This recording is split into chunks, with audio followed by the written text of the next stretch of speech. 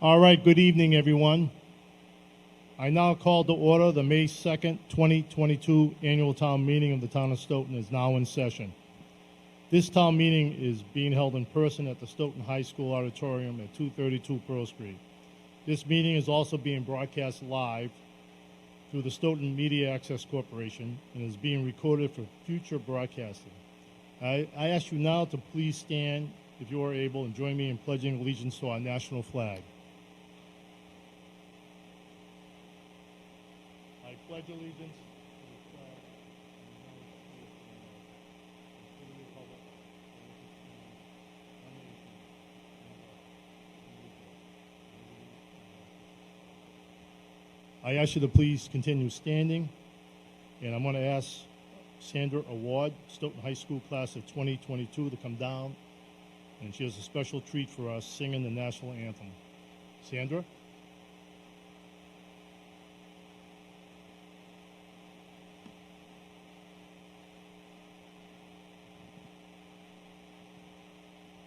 Oh, say, can you see by the dawn's early light what so proudly we held at the twilight's last gleaming, whose broad stripes and bright stars through the perilous fight o'er the ramparts we watched were so gallantly streaming, and the rocket's red glare, the bombs bursting in air, gave proof through the night that our flag was still there. Oh, say, does that star-spangled banner yet wave o'er the land of the free and the home of the brave?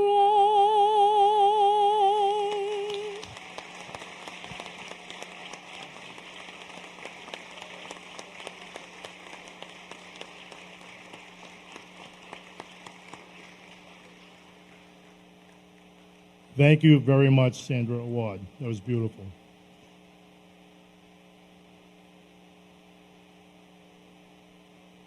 I would ask you to stand one more time, if you're able. I just want to say that the town has lost several beloved members of our community who have served our town in numerous ways. Stoughton's a better place because of their service. Please join me for a moment of silence for those who we have lost over this past year.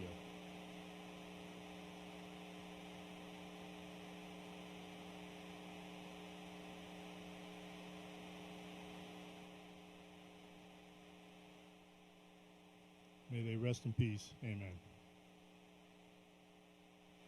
Please be seated.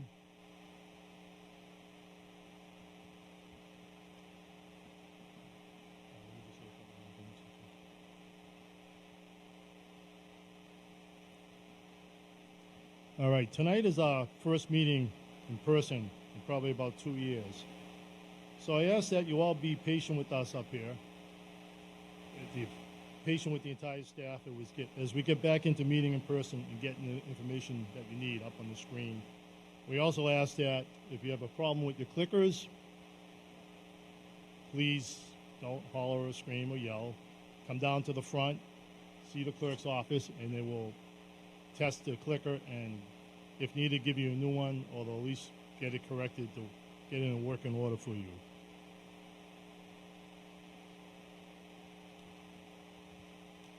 All right, at this point in time, I'd like to introduce everybody at the front table here. We have Deborah Roberts, our chair of the Select Board. Steve Cavey, vice chair, Select Board. And members of the Select Board, Lou Gito and Joseph McCrisky. We also have in the audience Chair of the Stoughton School Committee, Sandra Gropey. We have the Vice Chair, Katie Pina-Enokian. I believe we have members Lindsay Kreckler and Catherine Weiss also from the school committee. Welcome. And we also have Dr. Robb, the superintendent of the Stoughton Public Schools, here in the audience. We have Dr. Robin Grimm, our town manager. And also, I'd like to introduce Stephanie Carrara, our town clerk. Samantha Rigo and Kelly Johnson from the clerk's office. We have Bill Rowe, the town accountant. We have Vaughn Anokian at the end, chair of the finance committee, and also vice chair of the finance, John Inzavino. On this side, we have Brian Winter, town council. We have the deputy moderator, Dr. Glenn Tucker. And I also already introduced the members of the select board. I also like to introduce Walter Timberty and Bill Galvin. Walter Timberty is our state senator. And Bill Galvin is here, our state rep. At this time, I'd like to have to distinguish Walter Timberty and Bill Galvin. I believe both going to come up. You can make it right here at that podium if you like. Your presentations. Good evening to all, and thank you for the hand clap. That was very nice. I did notice that the four selectmen, because they went first, everyone was a little timid. Nobody clapped. So let's hear for the selectmen. All right?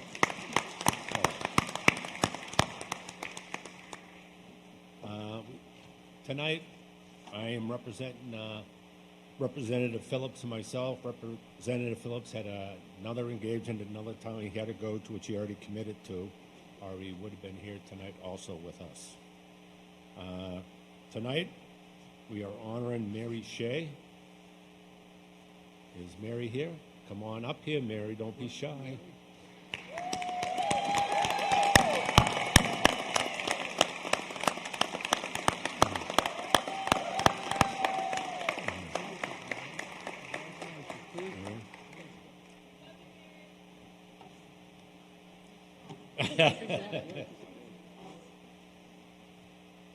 Tonight, we honor Mary on her accomplishments. And I have the honor of presenting her a citation from the House of Representatives. And it reads, "Be it hereby known to all that the Massachusetts House of Representatives offers its sincerest congratulations to Mary Shea and recognition of her 27 years of dedicated service to the Stoughton schools, students, and families, and 10 years as executive secretary." Boy, you're going to miss her. The entire membership extends the very best wishes and expresses the hope for future good fortune and continued success. Given this, the second day of May, 2022, signed by the Speaker of the House, Ronald Mariano, by State Representative Edward R. Phillips, I always call him Ted, so it kind of threw me for a second, and also by myself, William Galvin. So congratulations, Mary.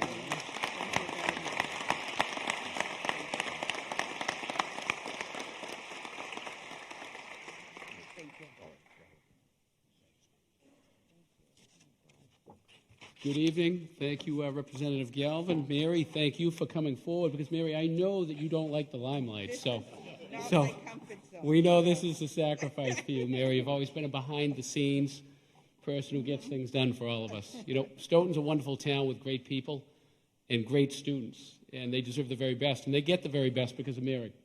27 years, Mary. 27 years.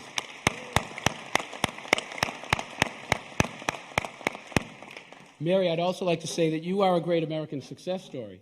27 years ago, from what I'm told, you started out working the front window. Yeah.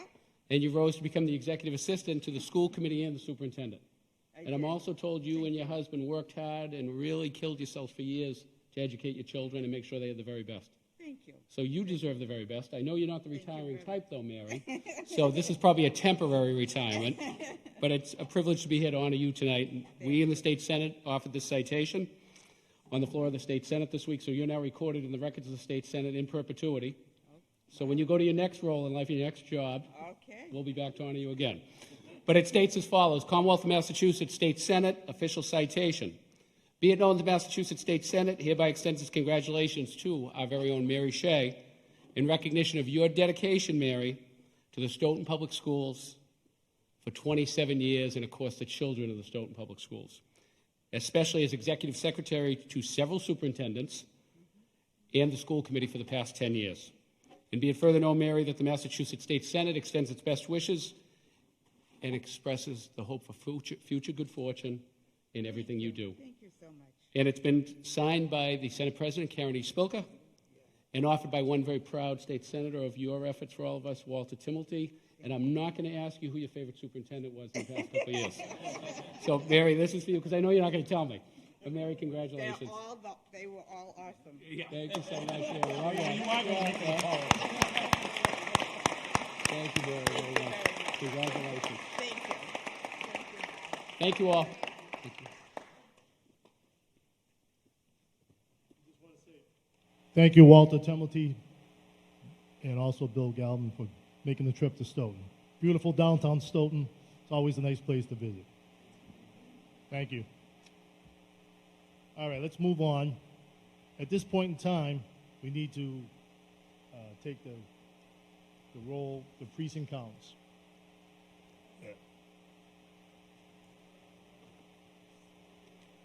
You have to, Mr. Ventresco, come on down, introduce yourself, and state your purpose.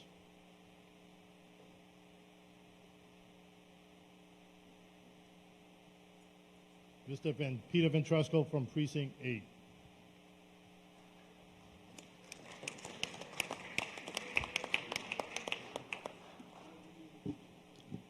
My question is, of all the years I've been a town meeting member, which is well over 20, maybe 30 years, every time somebody was deceased, the names were always read.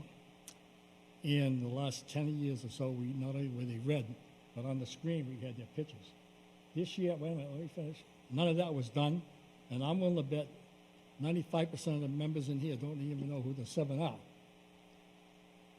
Well, I apologize to you for that, but we haven't done this in a while.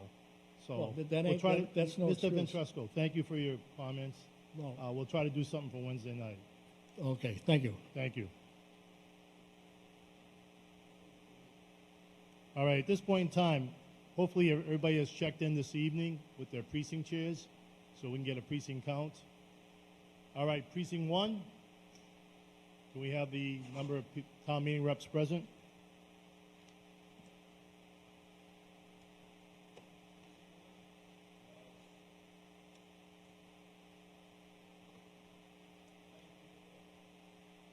Thank you. Precinct 2? Thank you, sir. Precinct 3? Precinct 4? Precinct 5? Precinct 6? Precinct 7? 8, was it? Thank you. Precinct 8? 16. All right.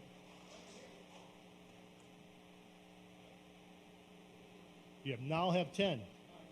Precinct 1 has 10 people, 10 town meeting reps. All right, let me just have the town clerk take a moment to do the calculations.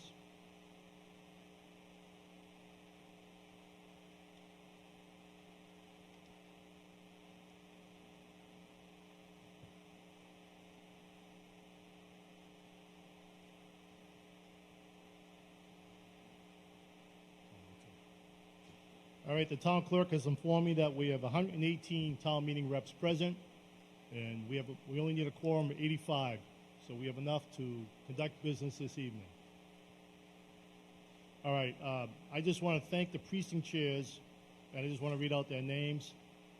Precinct 1 is Juan Fox, Precinct 2, George Stalinsky, Precinct 3, Matt Callis, Precinct 4, Julie Gito, Precinct 5, Carmel Drews, Precinct 6 is Christine Kabachi, I believe. I apologize if I mispronounce that. I'll try to get it right. Yakabuchi. My apologies. I'll work on that this evening. Yakabuchi. Thank you. Precinct 7 is Diane Dolan, and Precinct 8, David Sheehan. They put a lot of time in, and I also have to give a shout out to all the committee members, from the Finance Committee to Intergovernmental Relations Committee, the Municipal Operations Committee, and Municipal Regulations Committee, because over the course of the last several months, there's been numerous public hearings, meetings, testimony given by the town employees. We have to appreciate the town employees for coming to the various meetings, public hearings, providing all the information. It all gets compiled into the warrant book that you have before you. So I just want a round of applause for all those people that put the time in.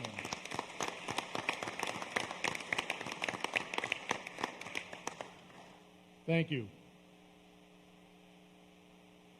Now, this time, I'm going to ask for procedural motions. Now, procedural motions, I'm just trying to explain this to the new members, are motions that helps us to conduct a town meeting during the next tonight and the next several sessions. This year, I'm not going to ask the precinct chairs to read them. I'm going to ask our new deputy moderator, Dr. Lynn Tucker, to read one at a time. Then we'll take a voice vote on each one. Then we'll proceed to the next procedural motion. Everybody should have got received a copy of the procedural motions. It's also been on the virtual table. Dr. Glenn Tucker.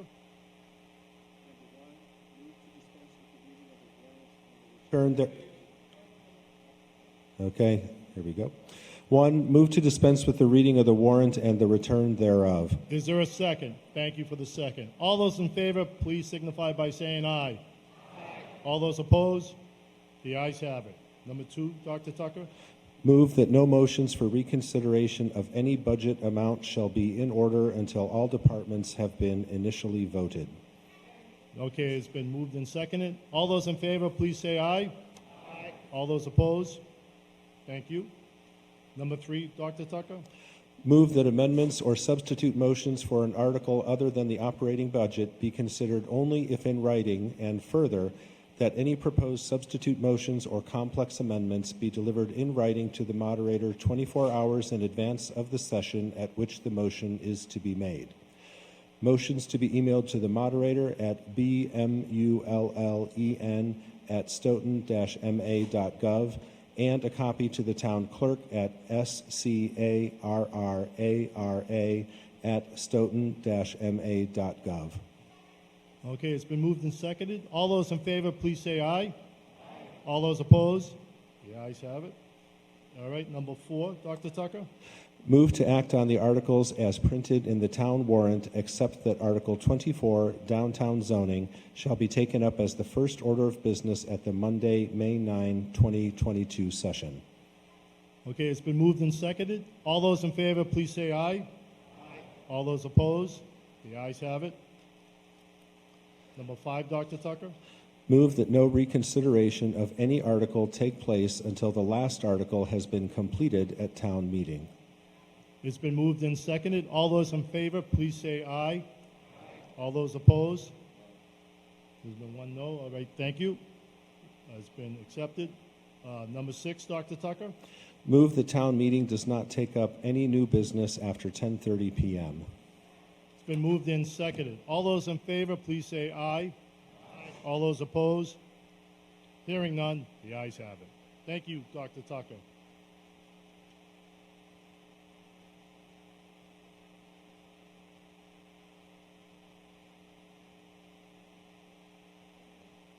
I'm going to have Town Clerk Stephanie Carrara make a brief statement. Go ahead, Stephanie.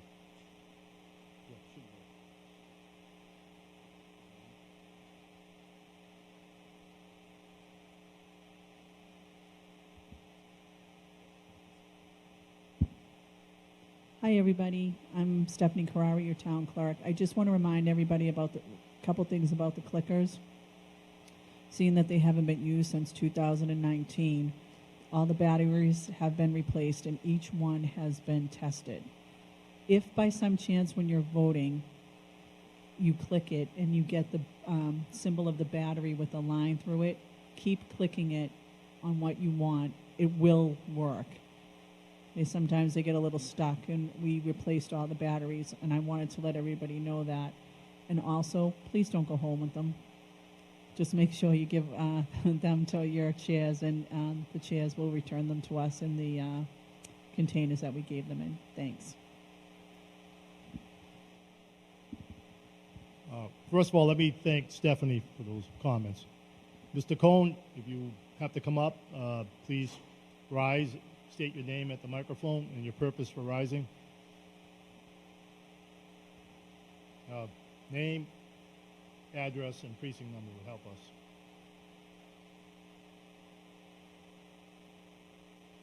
My name is Robert Cohn. I live at 134 Kotlik Street in Stoughton. Will someone explain how to use these before we go much further?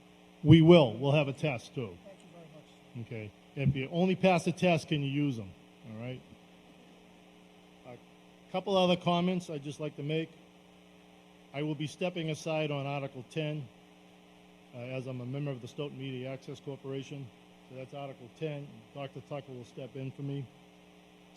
I will also ask no drinking or eating in the auditorium, please.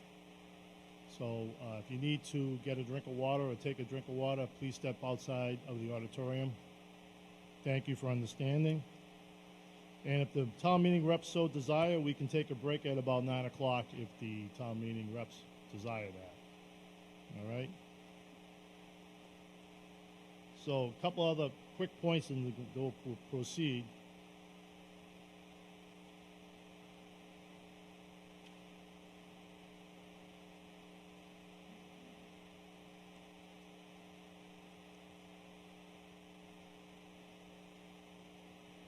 After the motion, the proposed motion is read, it has to be seconded, then the committee reports, starting with the Finance Committee and the other committees, will read their statements. And then the presentation will be made, and then that'll be followed by technical non-debatable questions, up to 2 questions per town meeting rep, or unless we're running out of time during the evening and the town moderator reserves the right to move the process along. Then after the technical non-debatable questions, we enter the pro and con debate or statements that are made by the town meeting reps. You will have up to 3 minutes. All right, plenty of time. Most towns only allow 2, but I think, this is our first time meeting in person. 3 minutes should be plenty. Just state your case, be succinct, be germane, be relevant, and you'll get your point across to the town meeting reps. All right? All right, now we're going to proceed with the matter at hand. Can we bring up are we going to proceed? Can we do Article 2, please? Article 2 is not here? All right. Article 2, we can read this from the books. It appears on page 4 of your warrant.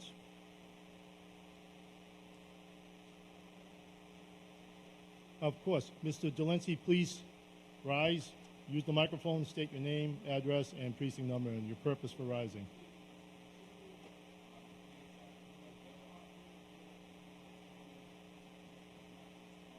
Oh, very good point. Thank you. Right. Thank you, Mr. Dolinsky. I'm going to ask the town clerk, Stephanie Carrara, to swear those people in who have not been sworn in yet. Thank you again, Mr. Dolinsky. Is there anyone who has not been sworn in yet?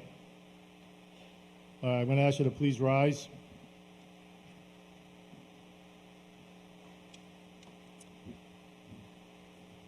Could you please raise your right hand? Do you solemnly swear and affirm that you will perform the duties of town meeting representative as per the town charter, bylaws of the town of Stoughton, and the laws of the Commonwealth of Massachusetts? Congratulations.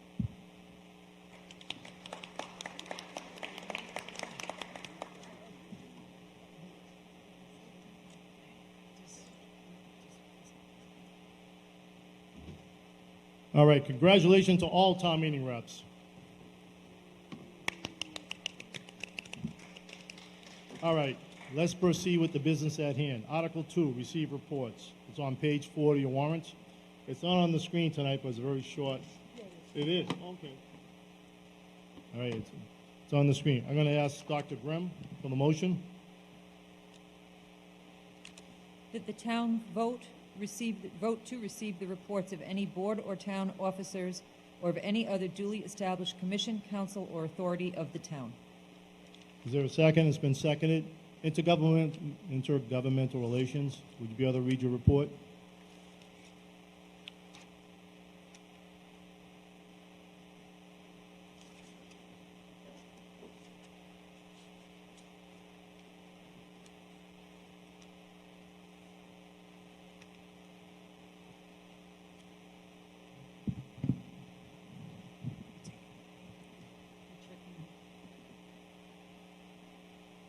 You have to lean into the mic or bring it down a little bit.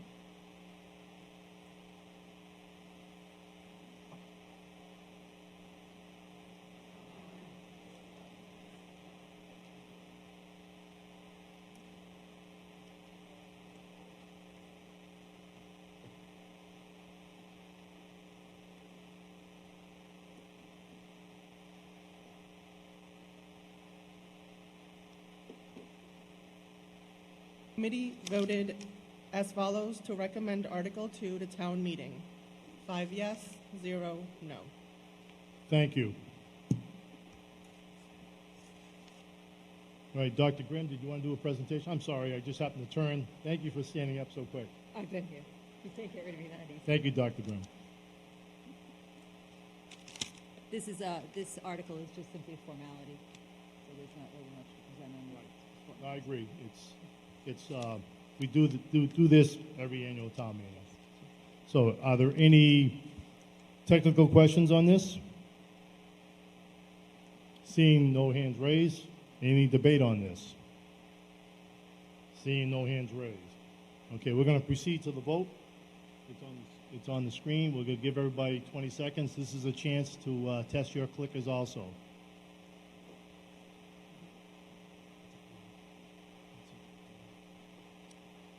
Vote now.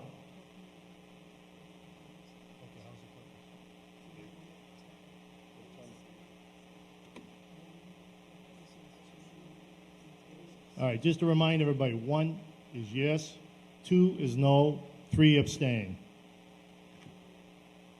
You should see your... Sorry, can we do that again?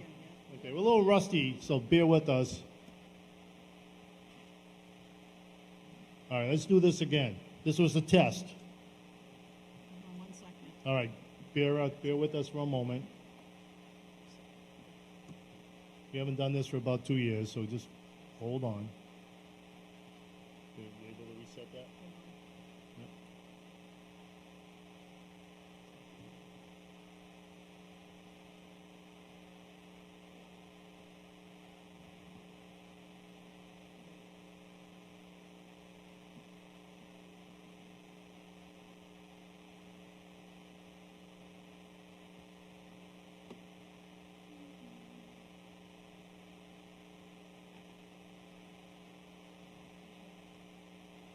We're just testing 1.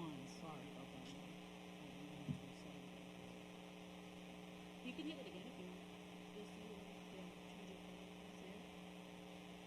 See it? So you gotta take off.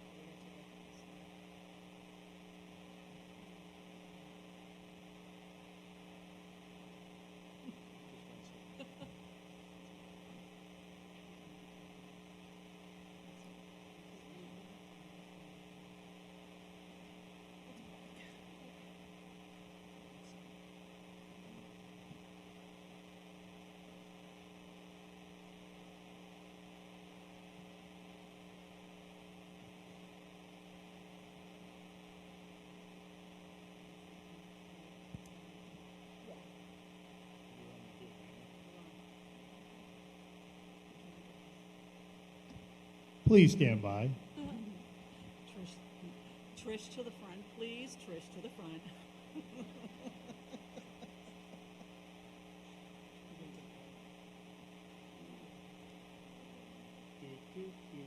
Stop.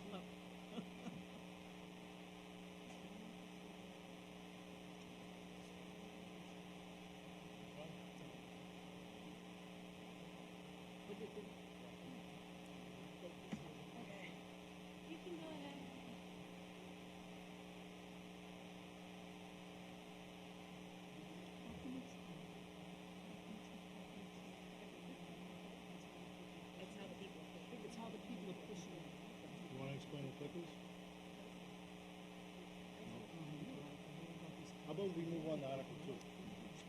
No, we're just, I understand that we're adjusting it, because I'm not, Okay. see how when they start pushing, the Yeah. colors change? Yeah. Is it on there? Okay, it shows up there. That's the timer, so when you say start voting, we're gonna reset this, because Okay. all the colors are coming. Want me to tell them to stop there? Because if the colors are coming out. Right, but what they're saying is, they're not turning it in, and it's because of how the people are, right, it's right. Right, right. And the numbers come up. How do they know what number they are? It's on the back. Where does it say?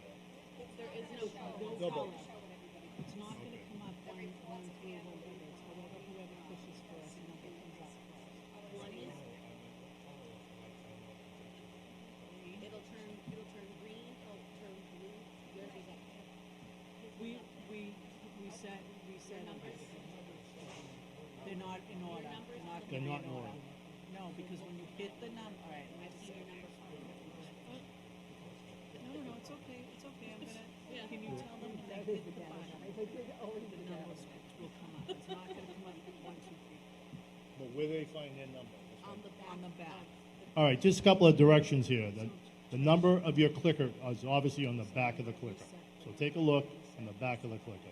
For those who've been here the last last times we use these things, you don't need to be following my instructions, but when you do press A, 1 for yes, 2 for no, 3 for abstain, it will show up here very quickly, randomly.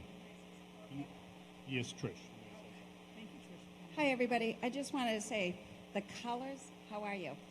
The colors that come up have nothing to do with how you're voting. If you went and pressed yes, it would show up there. If you pressed no, it would come in as a different color. What happens is at the end of the presentation, all the data and how you voted, we export as a report, and we'll have that for public records requests. So it just pops up different colors. Don't be looking for your number to see. You can't figure out how other people have voted.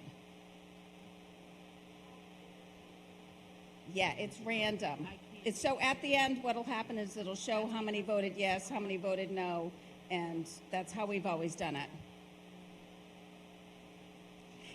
What will happen is when you press the clicker, you should see a green button. That's how you know. No, you can't find your number. You just want to make sure you press your button and you see the green light on your clicker. Right. So what happens is I think you have like 20 seconds or so to vote. You can change your mind. All right, I voted yes. I did that by mistake. I vote no. And then your last vote will register.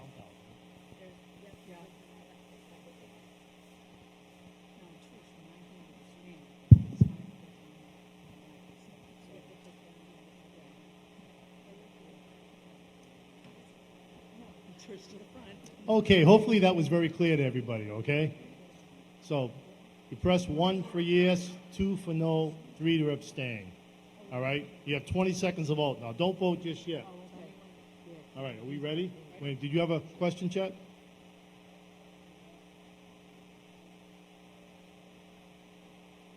Well, this is sort of like a test. It will work. All right, it's been tested. Okay. To pass this article, all they have to do is say aye or no. I know, but Okay. we're going to use the clickers, okay? Don't hurt yourselves, okay? Stay in your seats. All right, ready? All right, we're going to start voting now. All right, please start the count now. You have 20 seconds. Please vote accordingly.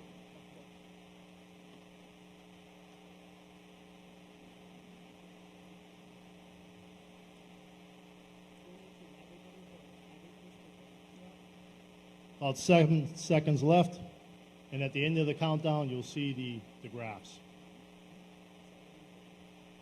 There you go. You have to tell me what the It worked. 118. That was painful. Okay, Yes. Article 2 passed 118. 118 to 0 and 0 abstentions. Thank you for voting.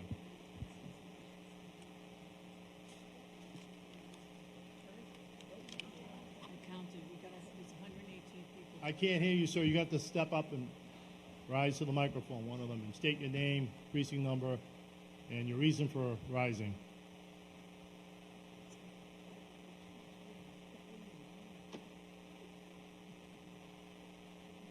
Paul Villalobos, 33 Cornell Drive, Stoughton, Mass. You gotta speak right into the microphone. Okay. Paul Bellavo, 33 Cornell Drive, Stoughton, Mass. I was just wondering if there was an ability to sort the data so that you could see them in correct order? No, Okay. I'm sorry. Just No. checking. Okay. When you click it. Okay, let's do this. Any other questions regarding the clickers? Because I really want to start moving on. I have no problem if you ask about the clickers. Now's the time to ask. I'll go from my left, center, to the right, and back. Everybody's good. All right, thank you all. All right, let's go to Article 3, page 8. All right, FinCom, Vaughn and Nokian, can you read the motion, please? That the town vote to authorize the select board to accept and enter into contracts for the expenditure of any funds allocated or to be allocated by the Commonwealth for the construction, reconstruction, and improvements of town roads. I'm sorry. You done? Yeah, I'm done. Okay, sorry. I'm jumping ahead. I'm ready to move on. A little rusty here. Okay, is there a second? Okay, been moved and seconded. All right, can I have the Finance Committee report, please? Finance Committee voted 11-0 to recommend to town meeting as set forth in the proposed motion. Thank you, sir. Intergovernmental Relations Committee.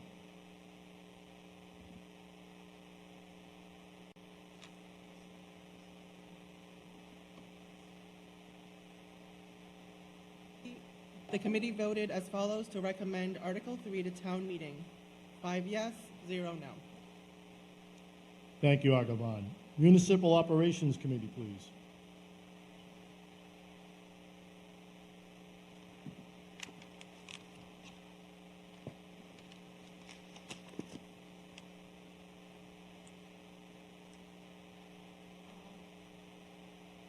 Municipal Operations voted unanimously 4-0 to refer to town meeting.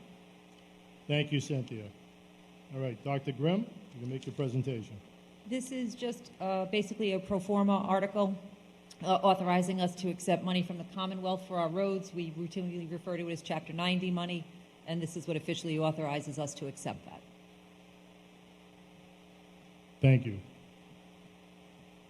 All right, technical non-debatable questions. Are there any? Seeing none, we're going to move on to pro-con debate or supporting or non-supporting statements. Seeing none, I believe we're ready to vote. If we can put that on the screen. Let me know when you're ready. Okay, we are ready to vote. Clickers in hand, please vote accordingly. 20 seconds.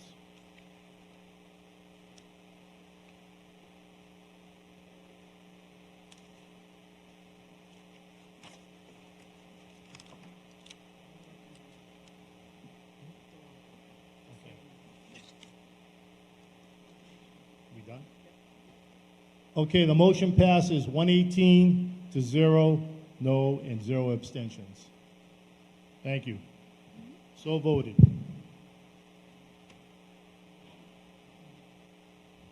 All right, moving on to Article 4. Apply for and accept federal state funding. Page 9 of your warrant books. Finance Committee, Vaughn and Nokian, please. Proposed motion that the town vote to authorize the select board to apply for and accept any federal and or state funding or grants that are or may become available to the town. Is there a second? Second. Moved and seconded. Finance Committee report, please. Finance Committee voted 11-0 to recommend to town meeting as set forth in the proposed motion. Thank you, Vaughn. Intergovernmental relations, please.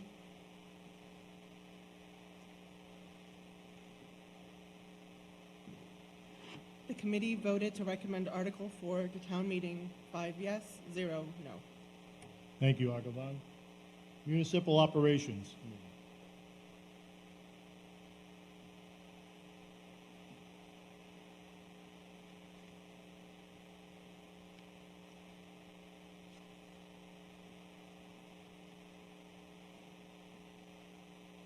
The Municipal Operations Committee voted unanimously 4-1 to refer to town meeting. And I only have to do this 26 more times. Thank you, Mr. Moderator. Thank you, Cynthia. It was 4-0. Let me just correct that. 4-0 for municipal operations. Thank you. You okay with that, Cynthia? Don't want you to have to come back down. You reported 4-1. It's 4-0.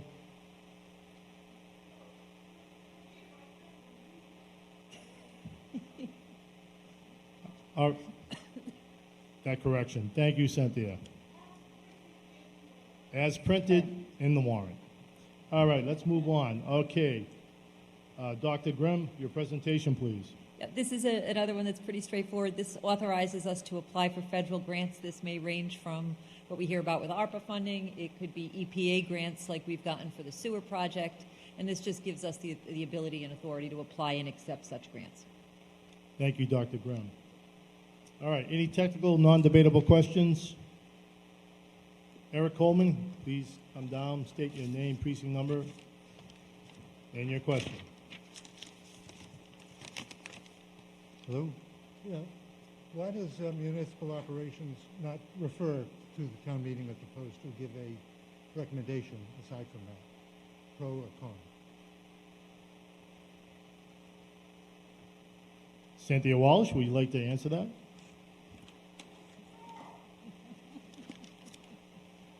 As chair of the committee.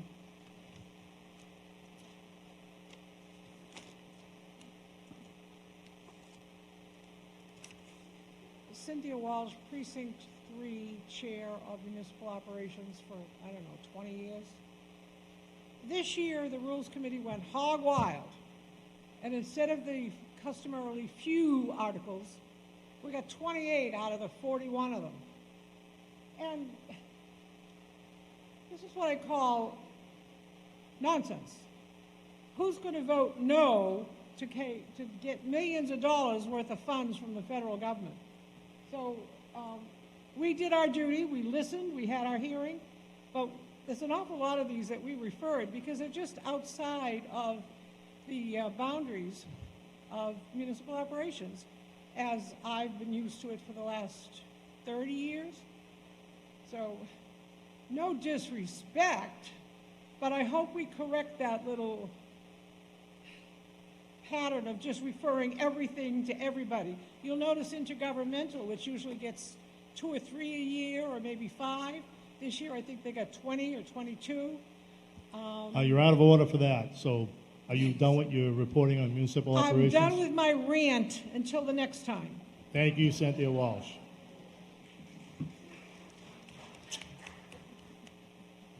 Okay.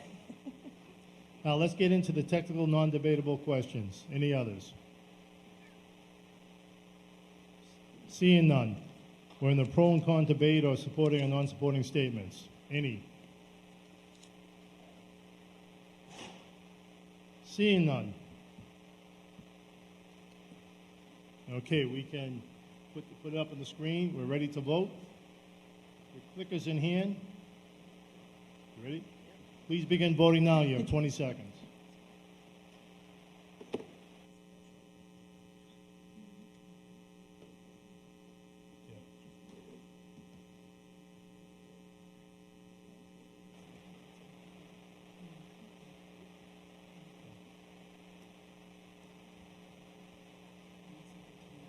All right, the motion passes 117 to 0 noes and 0 abstentions. Motion passes. So ordered.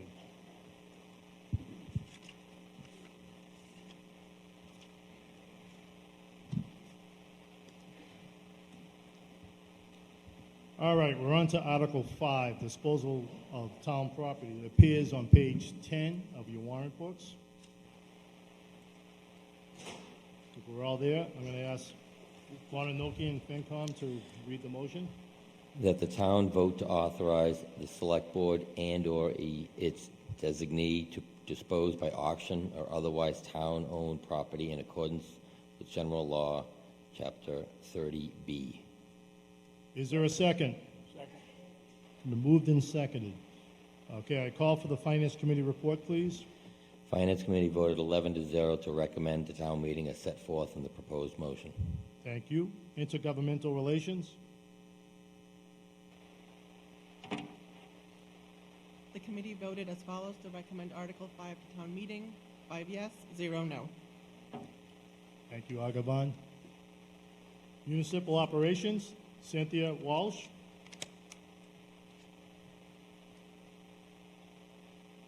Municipal Operations voted unanimously, 4-0, to refer this to town meeting. Thank you, Cynthia. All right, now we're going into technical, I should say, presentation. Just very quickly, Graham. another standard article. This authorizes the select board or its designee to dispose, auction, or otherwise dispose of town property. This has to be done in accordance with 30B procurement laws.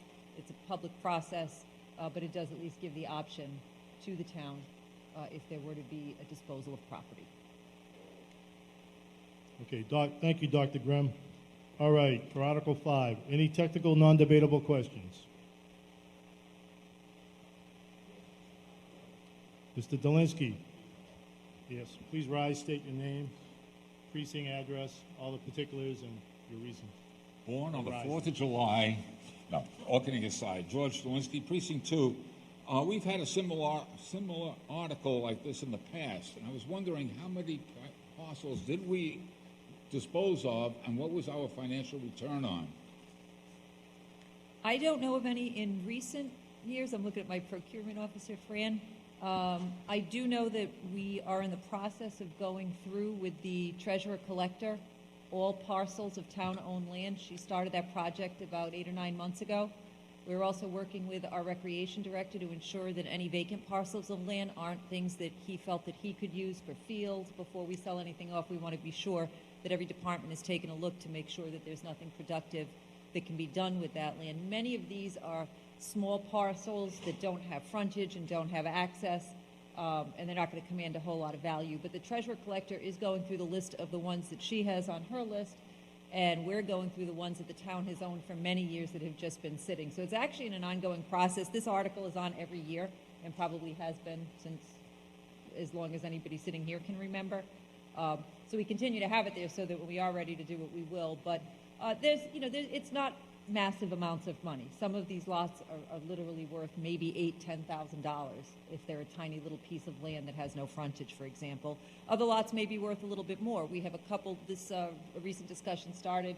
Somebody came in and asked if he could swap land, and we said, well, no, that has to go through a procurement process. But as Mark Tisdale and I started to look at the property, we began to look and say, well, this might be good soccer field land, or, so that's why we're working with recreation and other departments. So we have not in recent years sold, but it is something that we are actually trying to do. Thank you, Dr. Grimm. That answer your question, George? Yes. Thank you, sir. All right, any other technical, non-debatable questions?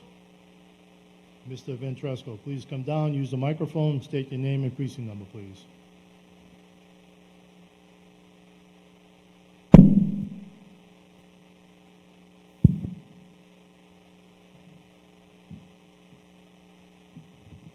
Peter Ventresco, Precinct 8. To answer the question from one of our colleagues from the other side, yes. The town has sold land in the past. A lot of these lots, the oddball lots, that are sandwiched between two lots with houses on them. A lot of these lots are so small, nobody's going to buy them. And the people that join the property, they're not going to buy them because they're using the land as it is at no cost. So Mr. Ventresco, what's your question, please? That's the question. I'm telling you what, I'm answering his question over there. No, you came down to ask, sir, I'm trying to be respectful. I'm trying to explain. I'm not asking, wait a minute. I'm not asking you to answer the questions. I'm asking if you have a question to ask.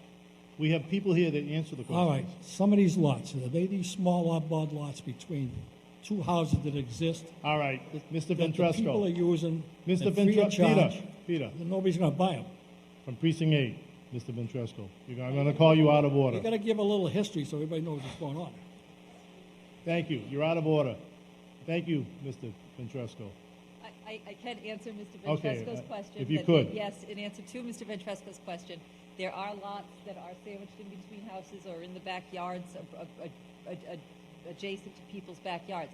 Those are exactly the type of lots that someone might want to buy if they want to take ownership of property or expand their backyard. But again, that has to go through a public process. They can't just privately come to town hall and say, hey, I want to buy the piece of land behind me, just in case another neighbor wanted it, and then it would become a bid process. Thank you, Dr. Grimm. All right, last call for any other technical, non-debatable questions. All right, I'm going to move on. This is now we're going to pro-con debate or supporting and non-supporting statements. Anybody? Okay, I see none. I don't think there's any reason for a summary. Do you, Dr. Grimm? Okay, let's go right to the vote. This is Article 5, page 10. Okay, voting will start now. 20 seconds, please.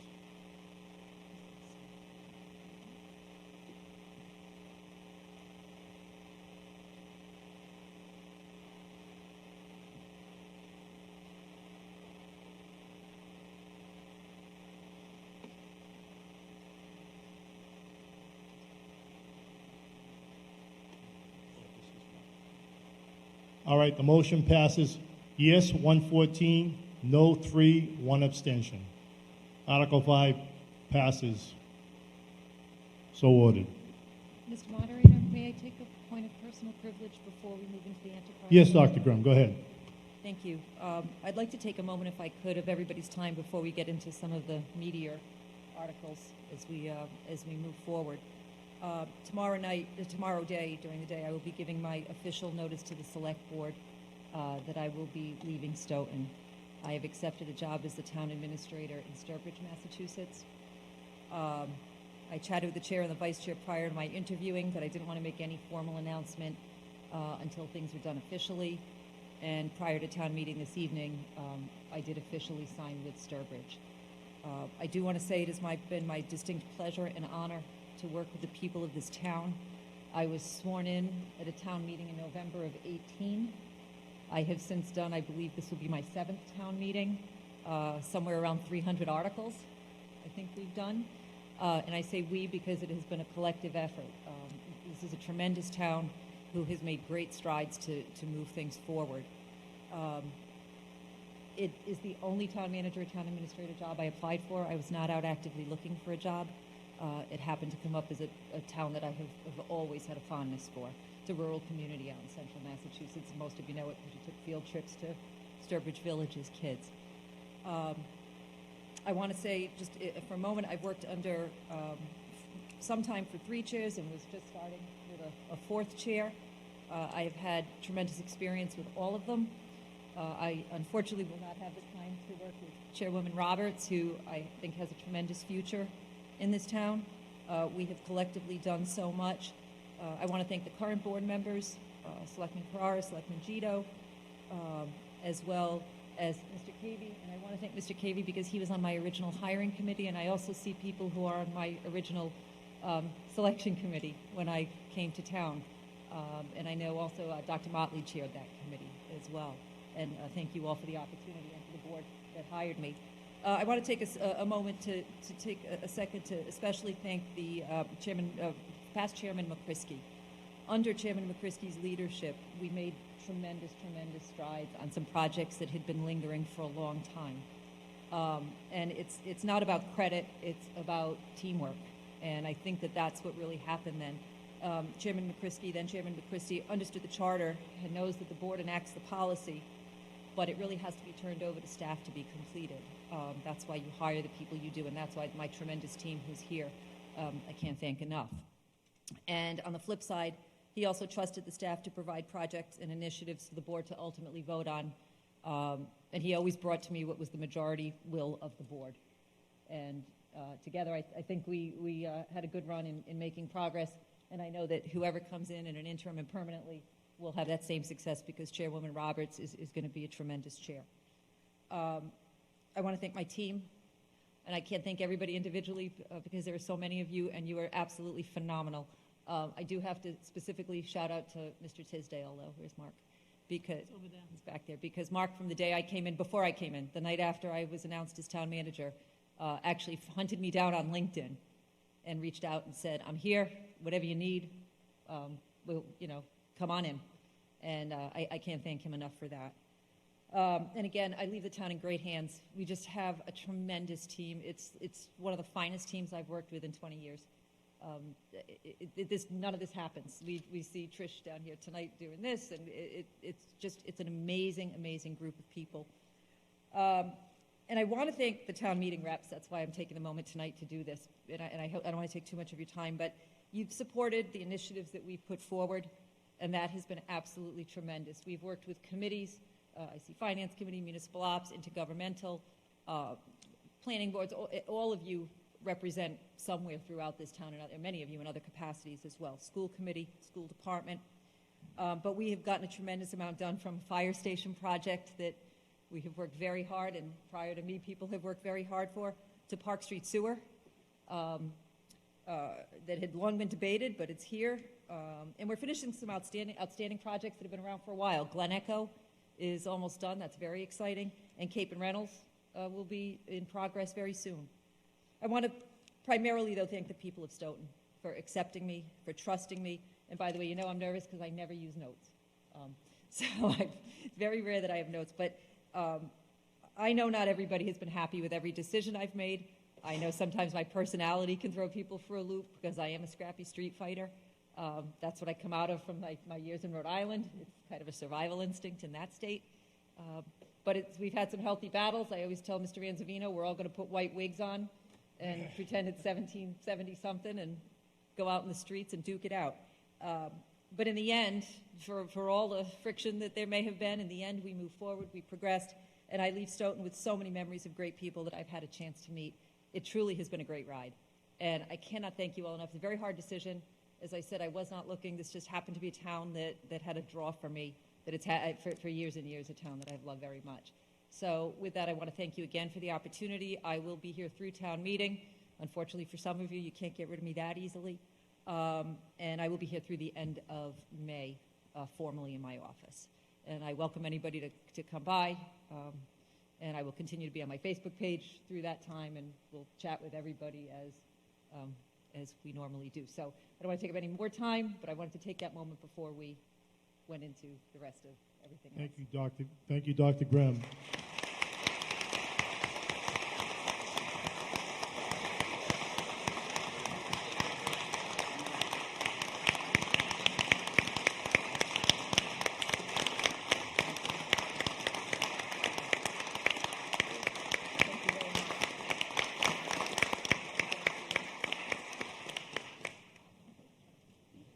Now, Miss you. You can.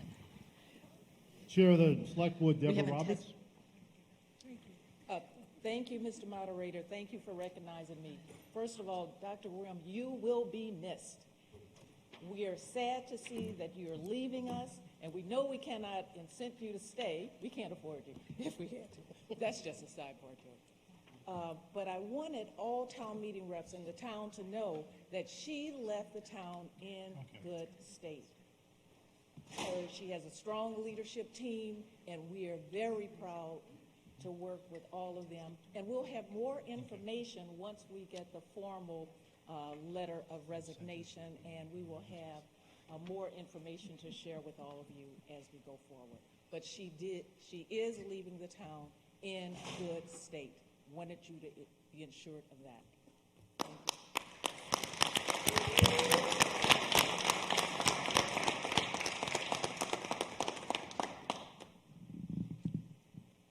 Thank you. Thank you very much. All right, let's move on. Okay, we just voted on Article 5. We're going to move on to Article 6, the Cedar Hill Enterprise Fund budget that appears on page 11 of your warrant. Page 11. I'm going to call on Vaughn Anokian, the chair of the FinCom, to read the motion. That the town vote pursuant to the provisions of General Law, Section 53F and a half, to appropriate the sum of $314,140 to fund the Cedar Hill Golf Course for fiscal year 2023, with $73,157 to be raised from FY 2023 Cedar Hill Golf Course revenue and $240,983 to be transferred from Cedar Hill Fund retained earnings for such purposes. Second. Thank you. It's been moved and seconded. Finance Committee report, please. Voted 11-0 to recommend to town meeting as set forth in the proposed motion. Municipal Operations Chair. Want to see if you can use that microphone? I know my former employer of 30 years saw fit to accommodate me, and I appreciate that. They were glad when I left, but I guess they're glad I'm still here. Municipal Operations voted unanimously 4-0 to refer it to town meeting. Thank you, Cynthia. Dr. Grimm? Pretty straightforward this year. There is no subsidy from the operating budget. This is something we have been working toward for several years. The golf course has had tremendous success. We have a very good concessionaire in there right now that's having some success. And golf has been popular. And we have retained earnings that are funding the golf course now. So we're very excited about that.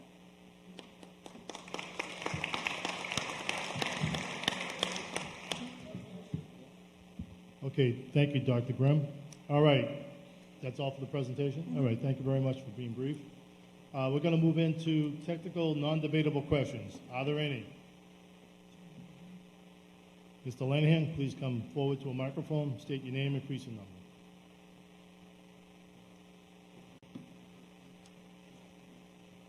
number. Thank you, John Lanahan, Precinct 1. And I just want to say, per past meetings, as promised, they are delivering on the promises that they had made with if we invested some money, they could make some money. But these numbers make no sense to me. Why the receipts are dropping compared to the historical receipts makes no sense to me in the book. And I'm hoping we can get an explanation.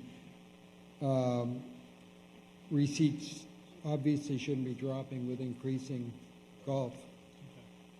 489, 241, 63, and ending up at 73. How does that make sense? Can we use the microphone just so everybody in the audience can hear too? Was that a Bill Rowan? That might be a Bill Rowan. I can tell you what I turned over. Yeah. I know. That's what I figured, and this makes no sense whatsoever. Yeah, I'm going to defer this to Bill Rowe. Okay, Bill Rowe, our town accountant. The first line is correct as far as the actual, the 2021 actual, the 22. Could you tell us what page you're on, please? Page 12, the top of page 12 under receipts. It's my assumption is it has something to do with averages year over year versus that bill.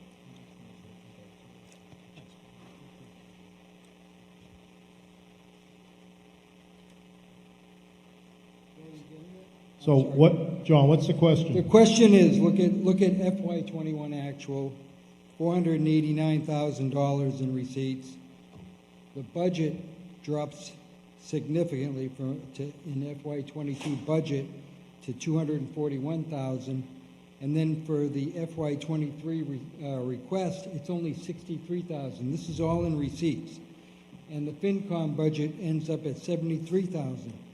Now, last year they turned in $489,000 in receipts, and it makes no sense whatsoever that it could be dropping that way. I know golfing is up and greens fees are not down. I know that. We're on track to do the same. Yeah, as he said, they're on track to do the same at almost $500,000. Can we put it up there? And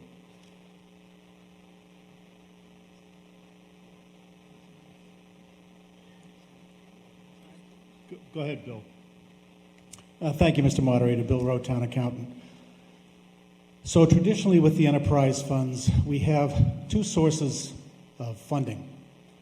We have what are called retained earnings, which is like a free cash for the enterprise funds. That's the money we have in our pocket. The top line, the estimated receipts, we don't know what that number is going to be. So for budgeting, this has nothing to do with what the actual receipts are expected to be. For budgeting purposes, for the enterprise funds, since the estimated receipts are unsure, we normally use 100% of the retained earnings to fund the budget for the enterprise funds, with some exceptions, unless an enterprise funds has a lot of excess retained earnings and they're using it for capital. But normally what we do is to safeguard against any potential shortfalls at the end of 22, we use 100% of our retained earnings toward the budget.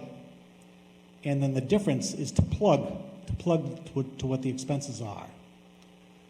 Because you cannot estimate for the next fiscal year more than what your actuals are for the current year. So since the current year is uncertain, we don't have a crystal ball, as a safeguard, we use 100% of the retained earnings. Now, obviously, we're going to do a lot more than $73,457. But the golf course didn't have any capital to purchase this year, so we use 100% of the retained earnings for the budget. Any questions, I'll be happy to try and entertain them. Okay, through the moderator, go ahead. It's an unrealistic budget, and it's going to result in a major surplus, and who knows what happens to all those dollars. It is, as I just heard, the number is going to be close to $500,000 2 years in a row, and we're budgeting $73,000. It's unrealistic unless we have a hurricane that destroys the golf course. So it's just, if I submitted this kind of budget, my board of directors would throw me out. We don't know year to year, nor does anybody else who has a business, what their receipts will be necessarily. So you've got to go with your historical figures and any changes you implement in the meantime. But I think this is an incredibly conservative budget that is totally unrealistic and going to result in a major surplus. Okay, thank you, John. All right, we're still in the technical non-debatable questions. Any other questions? Mr. Moderator? Yes. Just a Mr. point of Anzavino. information. Somebody pointed Please out. state your name and precinct number. Oh, John Anzavino, Precinct 4. If Yeah, you the look number- at the last line Right, the on the year's top, off. it says Right. 2020 instead of 2023. Right, you're correct. It's a But typo. It's in the book, right? So, but Right. just somebody mentioned it. So I appreciate you mentioning that. So what he's referring to is, up here it says for fiscal year 2020, it's a typo. The motion is 2023. Fiscal year 2023. The motion was read correctly. So this is just a little typo. All right. If anybody has any whiteout, please bring it up. We'll correct that. All right. I believe I call for any more technical questions. I don't see any. All right, let's move on to the debate, pro-con debate, or supporting and non-supporting statements. Oh, yeah, is this a question? No. Debate? We're ready for comments. Yes. Come on down, state your name and precinct number. Is this one or doesn't? Why don't you use this one down here? This is fine. Would you prefer that one? Whatever you prefer. David Lurie, Precinct 6. I just want to say thank you to Victor, thank you to everybody who works at the Cedar Hill.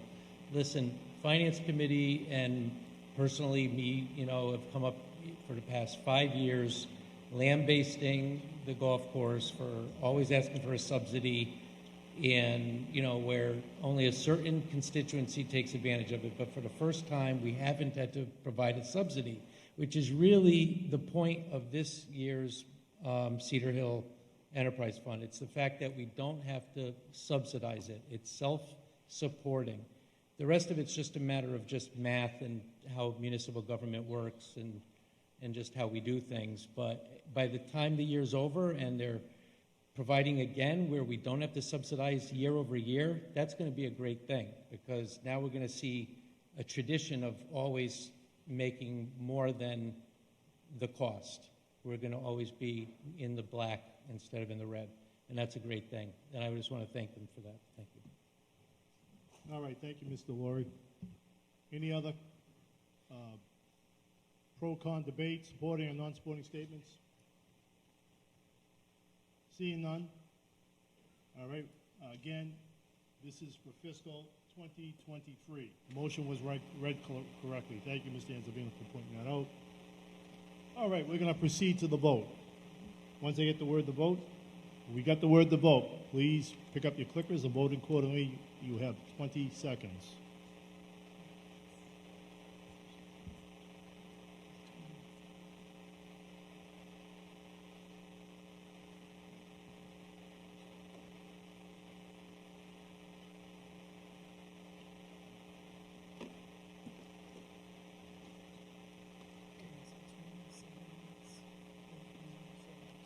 A lot easier this year. Thanks, everybody. Thank you. Article 6, the motion passes. 107 yes, 8 no, 0 abstentions. So ordered. Article 6 passes. All right, we're going to move on.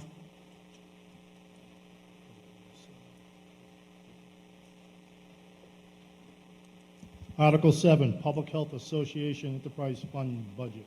It appears on page 13 of your warrant books.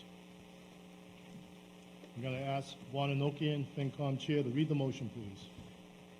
That the town vote pursuant to the provisions of General Law, Chapter 44, Section 53F and a half, to appropriate the sum of $933,892 to fund the Stoughton Public Health Association enterprise for fiscal year 2023, with $848,944 to be raised from FY 2023 public health revenue and $84,948 to be transferred from public health fund retained earnings. Second. Okay, it's been moved and seconded. All right, I call upon Finance Committee recommendation, please. Finance Committee voted 11-0 to recommend to town meeting as set forth in the proposed motion. Thank you. Municipal Operations, please. Municipal Operations voted unanimously 4-0 to refer to town meeting. Thank you. Dr. Grimm? Yes, first I'd like to take an opportunity once again this year to thank Janice Bruce, who helped carry us through what had yet been the start of another year of the pandemic coming into through 21. So thanks again to Janice for her efforts for the town. This budget is being subsidized a bit with some CARES and ARPA funding, COVID funding, for lack of a better word. VNA numbers were down because people did not have as many people coming into their homes with COVID. It's a direct correlation to COVID, and Janice is seeing those numbers start to increase again. But this is our standard enterprise fund, and again, I want to thank Janice for the fine work she's done and for getting that program back on track. Thank you. Janice, did you want to say anything? It's up to, okay. Well, thank you to everybody. It was quite a 2 years. I'm so glad to see everybody back in person. As Robin had said, we definitely saw a decrease in numbers due to, as you can imagine, a lot of people declined having a therapist or a nurse come into their home for COVID risks. But, we're starting to see the numbers pick up. We're getting more referrals, and people are back for elective surgeries. And Stoughton Public Health is here to take care of our community and neighboring towns. And hopefully COVID is on its way out. We hope so. Anyway, thank you very much to everybody. I'm here for any questions. Thank you, Janice. Just to point out, the motion up on the screen is correct. It says FY 2023, but the description above says FY 2020. It's just another typo. All right, so the motion's been read correctly. All right, now we're entering technical non-debatable questions. Any? Eric Coleman, come on down. Please state your name and precinct number and your question. Eric Coleman, Precinct 5. Where does the federal subsidy fit in the page 14? Is it in the receipts part? Town accountant? Okay, I'm sorry. Bill Roll, Town Accountant.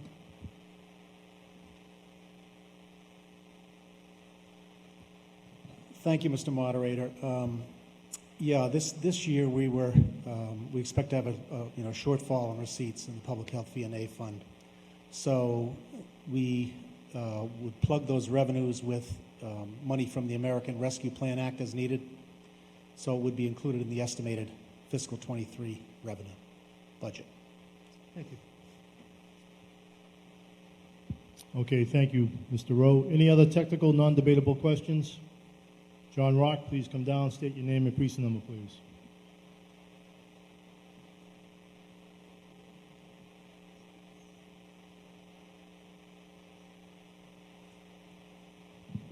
Hi, everybody. John Rock, Precinct 3. My question is, how much is left in retained earnings at the start of the new fiscal year? In the enterprise fund? Right. I think Mr. Rowe has the answer to that, but I think it's about 300,000. Bill Rowe, would you be able to answer that for us? Thank you, Mr. Moderator. We had certified, the DOR had certified $343,240. And the second part of my question is, has that been shrinking over the years? Yes. And is there any way to turn that around? Well, I think the enterprise fund is more complicated than I can explain. All I can say is every year we've basically been even except for this year. We always seem to have brought in maybe about $70,000 more the past 2 years than our salaries and expenses combined. This year we were short $64,827. That's what we were short for covering the whole public health department. So, as you know, with an enterprise fund, they take a portion of it to cover other expenses in the town. There's a formula, as Bill could explain, to cover. We help cover the rent. We help pay for utilities in the town hall, insurance, a portion of insurance benefits. So I think when you look at the numbers, if considering our revenues just fell a little bit short to cover our actual salaries and business expenses. But Bill can tell you more about the details. I've gone over this before with Bill. It is a little complicated as to how they figure out the formula for taking out like rent and what other things, Bill, can you name? Bill Rowe, go ahead, please. So in the enterprise funds, they reimburse the general fund for expenses that are paid by the general fund, such as health insurance, property insurance, if any, if they have any vehicles or property, life insurance, pension costs. We do a percentage of pension cost. All of that's paid by the general fund. So they're referred to as what indirect costs. They're not really indirect costs in the grant sense, but they call them indirect costs. So those are costs that, the enterprise funds would have to pay for on their own if they didn't have the general fund to pay for them. So that money's transferred to the general fund. So, and that is around $258,000, I think, for fiscal 23 for the public health fund.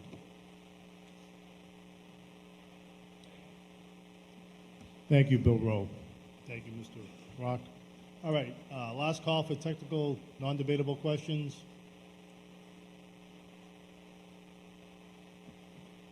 Mr. Peter Ventresco, Precinct 8, come on down. State your question, please. It must be a question.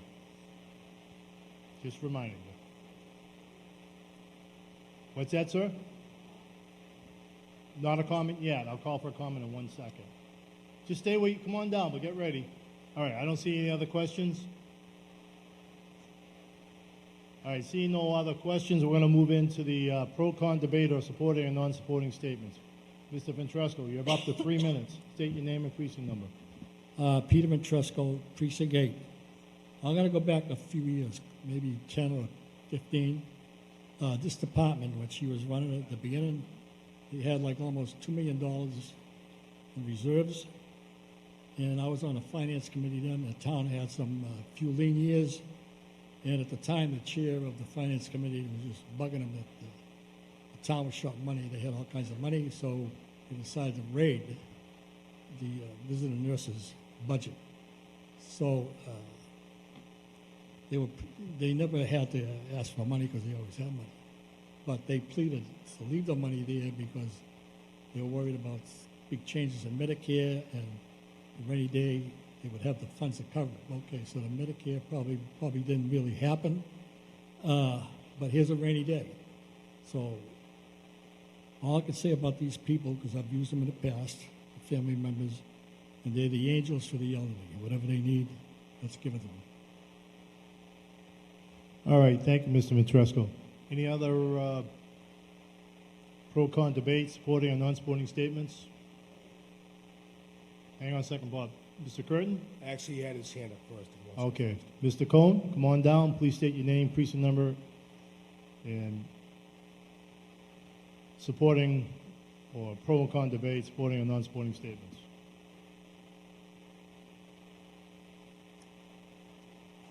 Robert Cohn, Precinct 5. I had the good fortune to use these people. 6-8 months ago I finished. I had 2 knees put in, and I decided to go to her, talk to her about it, and she said, why don't you use us? I said, I never even thought of it. I did. It was the wonderful experience that I had with these people. Professionalism, it was just unbelievable. I was on a walker for 5 days. Their PT person, I was walking with a cane in 10 days. Almost unbelievable. And I owe my walking now to Janice and her wonderful crew. And I hope whatever it is, we never get rid of these people. They're so great. Thank you. Thank you, Mr. Cohn. All right, next up, Mr. Curtin. Name and precinct number, please. Jim Curtin, Precinct 4. I rise in support of this article. As a first responder in this town with 25 years of experience, at times there's only so much that first responders can do for the citizens of this town. And when we hit a roadblock, it's Janice that we call. Between her staff, her outreach worker, when people need services and we can't do it for them, we reach out to her. And I'll tell you, she's always there for us. And it's not just Monday through Friday, 9 to 5. I've called her, I've sent her emails on the weekends, and Janice is always there to answer the call. She's worth every single dime that we put into this fund. So I plead with you people, please. It should be unanimous that we vote yes for her and her staff and all that they do. Thank you, Mr. Curtin. Any other pro-con debate, supporting or non-supporting statements? Going once, going twice. See none? All right. We're going to go to the vote. Once I get to call the vote, we're ready to vote. Go ahead and vote. You have 20 seconds.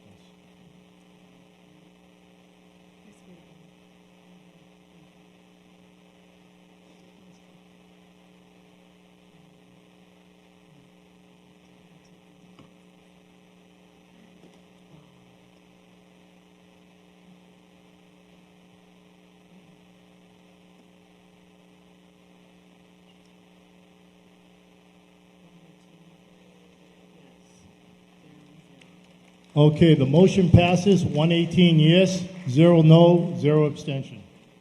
So ordered. Thank you, everybody.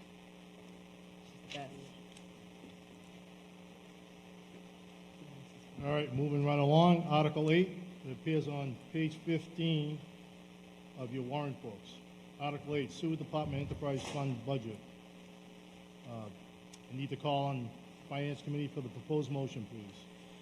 That the town vote pursuant to the provision of General Law, Chapter 44, Section 53F and a half, to appropriate the sum of $7,578,152 to fund the sewer department for fiscal year 2023, with $7,177,270 to be raised from FY 2023 sewer enterprise revenue and $400,882 to be transferred from sewer fund retained earnings. Is there a second?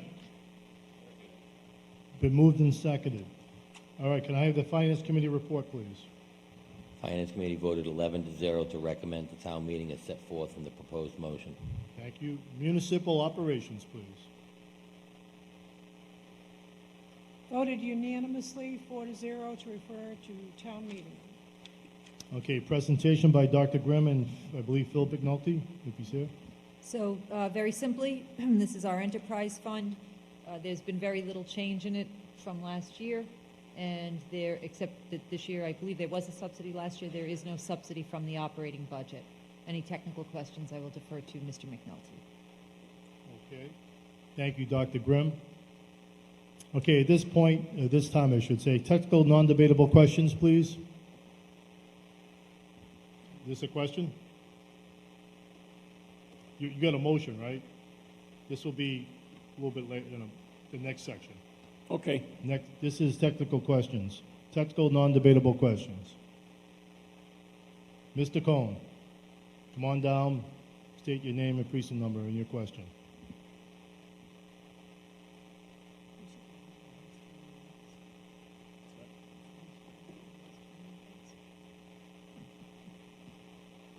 Robert Cohen, Precinct 5.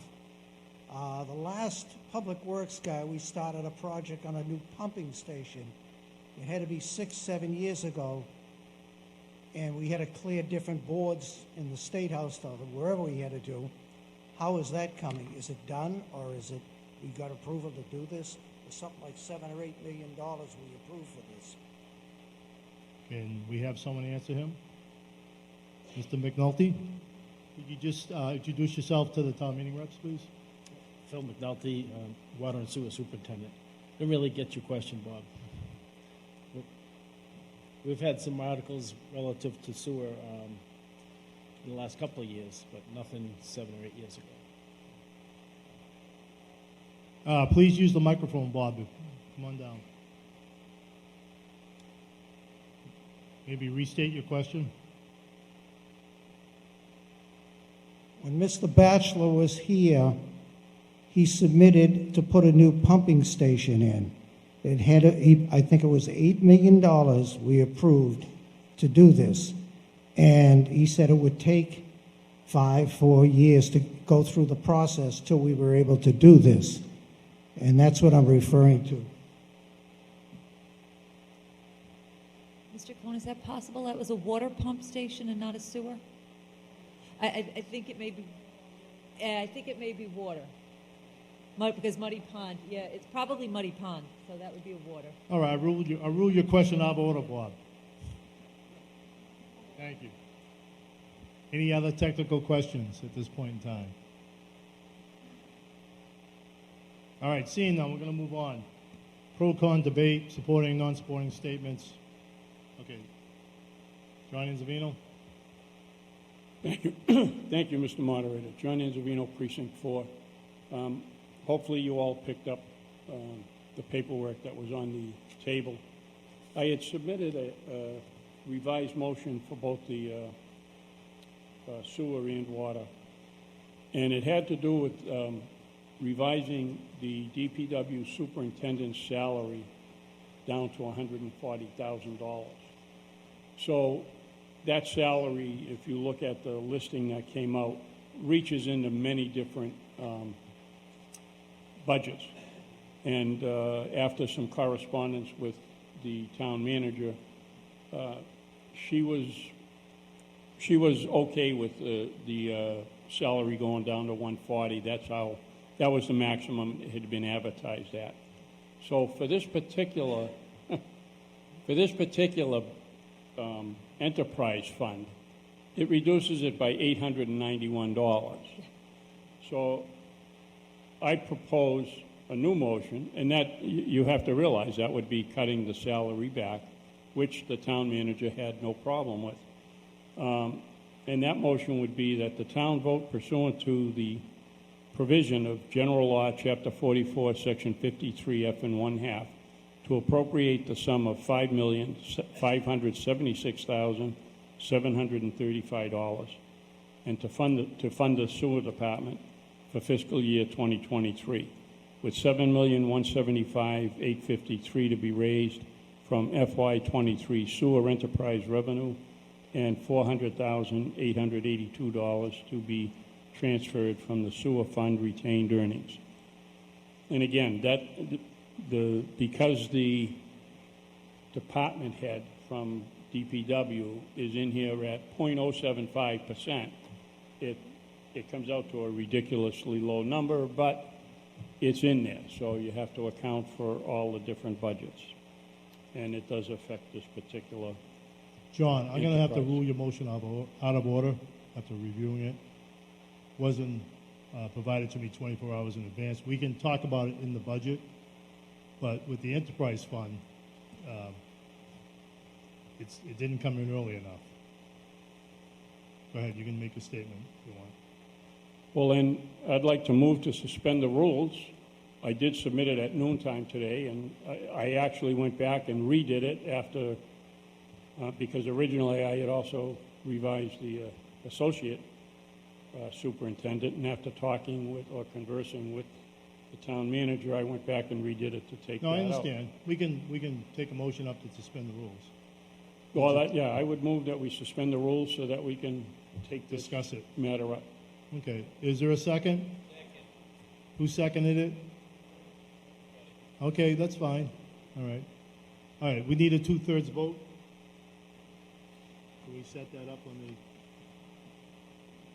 is there a way to set it up, or would you just take a voice vote?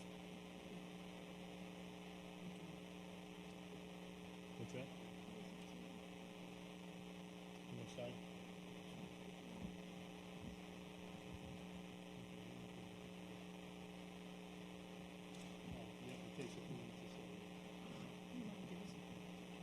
All right, we'll take a few minutes to set it up in the clickers. While that's happening, can I just take a second to follow up on Mr. Anzavino while the clerk's setting it I'm up? sorry, Dr. Graham, what was it? While the clerk is setting that up, can I just take a moment to follow up on? Sure. Sure.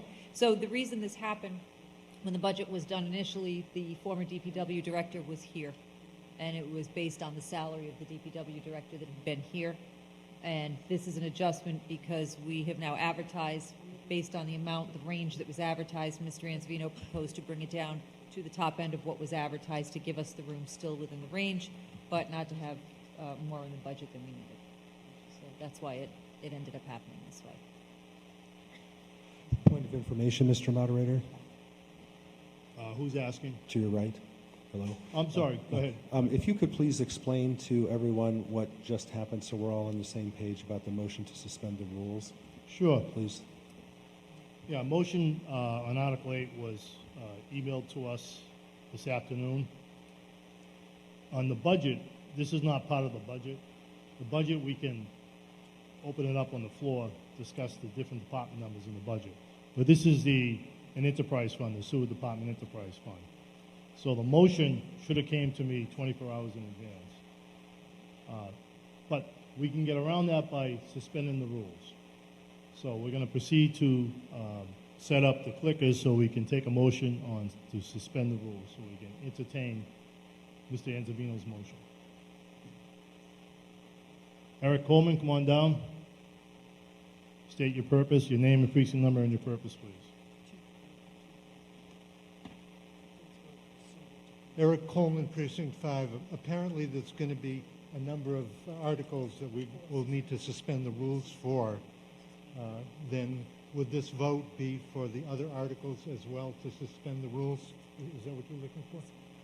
No, we're not going to be able to do it that way. Well, I mean, if we can do this, a single vote to suspend the rules to cover other articles. It would be just Articles 8 and 9, I think, because all the rest are in the budget. 8 and 9, is it? Yeah, it would be just for 8 and 9. We're only talking about Article 8. Let me just be very clear. We're doing it just for Article 8, then we'll do it for Article 9.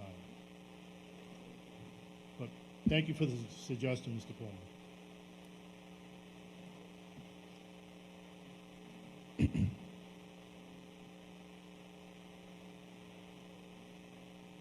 Just to, explain to the new members here, this is the proper way to do it. Suspend the rules. If it passes by a 2/3 vote, then Mr. Anzavino can proceed with his motion.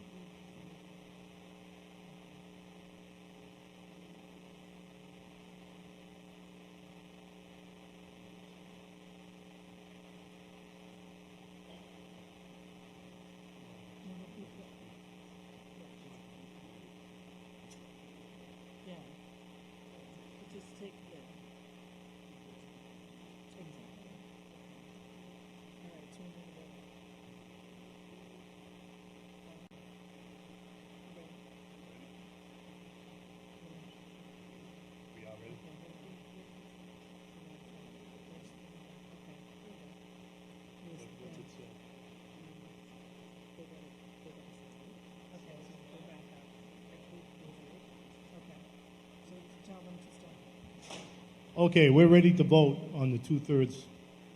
This needs a two-thirds majority. Okay, start voting, please, now.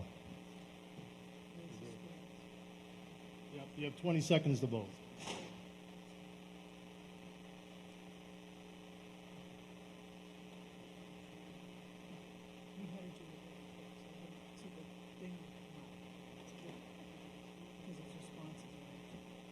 Are we good? There's like 4 seconds left.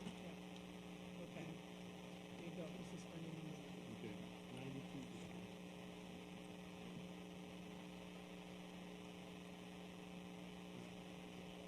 All right, the motion passes. Yes, 92. No, 20. 2 abstentions. Motion to suspend the rules for Article 8 passes. All right, so we're going to revert back to the motion. Mr. Anzavino, could you restate your motion one more time for me and for the people at home? Yeah, the motion I had was that the town vote pursuant to the provision of General Law, Chapter 44, Section 53 F1.5, to appropriate the sum of $7,576,735 to fund the sewer department for fiscal year 2023, with $7,175,853 to be raised from FY 2023 sewer enterprise revenue and $400,882 to be transferred from the sewer fund retained earnings. Thank you for restating it. It was already previously second. All right, would you like to make a quick presentation on that, or? Oh, the only thing it was doing was taking out the small amount from the DPW superintendent that's attributed to this fund. Okay. Does anybody have any comments or questions? Please state your name. Come on down, state your name and precinct number, please. And after we have some discussion, Dr. Grimm, you can give your side, okay? Dave Billow, Precinct 4. So, is it correct that we don't have a DPW director right now? Is that Dr. Grimm can answer that for us. So we have an interim DPW director. The associate director, Mr. Jaffoon, has been acting in that capacity since January. We have not backfilled the associate position because we posted for the DPW position, and until we put a director in place, I'd rather have a director in place to determine if he would want to keep an associate position or go back to a split assistant position, since we put new departments under there. We put fleet under there. We put facilities under there. So right now we're in the hiring process, but we do have Mr. Jaffoon actually handle it through the winter, which is the time when most people notice DPW. So. And a second question, why was the new position being listed at a lower salary? So quite often when somebody leaves, they're at a higher salary because they've received raises over the years. We look at what we think is a fair salary, that if we had to bring somebody in from outside or if we promoted inside, we've had the discussion before. Sometimes we tend to punish people who get promoted from within. If we didn't promote from within and we had to hire outside, we'd actually have to spend a lot more money in some cases, and that's not fair to people who work their way up. But we did look at what surrounding salaries and a fair salary for the position, and when you take into account the number of years that the person prior had been here and the raises that he had received built into that, it seemed appropriate to move into that range of 135 to 140. Thank you, and thank you for your years of service here in Stoughton. Thank you so much. Okay, anybody else? Seeing none? Okay. John, do you have any other comments before we proceed? No, that's it. Okay, thank you. Just wanted to ask. Dr. Grimm, are you all set? Okay. At this point in time, this is a motion to amend the main motion. So first this has to pass, then we go back to the main motion, vote on that. Okay, this motion will be a simple majority. Yeah, this is simple majority to amend the motion. We have to set that up a little bit, just say amended motion.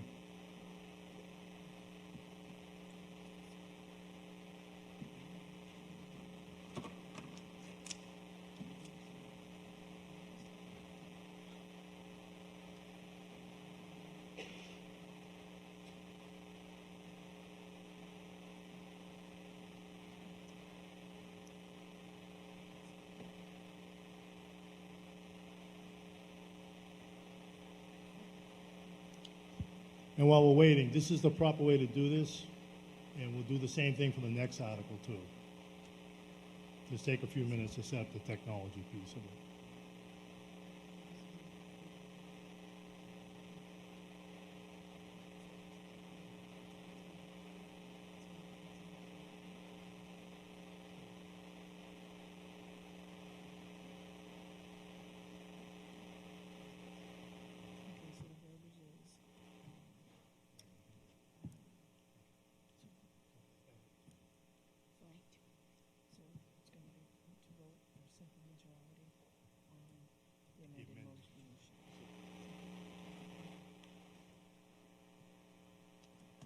I was just informed that you can bring in water into the auditorium now. Please don't make a mess, don't spill it, clean up after yourselves. So feel free to, if you have water bottles. Thank you, Dr. Rabb. Yeah, looks like somebody's already had some water bottles ready to go.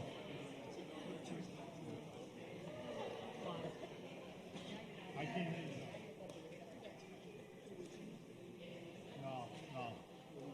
No, because there's too many people that want to know how People are spread out vote. everywhere too. So, unfortunately, we have extra slides, but it takes a few minutes. Yeah. And I'm training someone, so we're all going to have patience. Simple majority to, what do you need, Bob? Simple majority to Accept the. accept the. To accept the.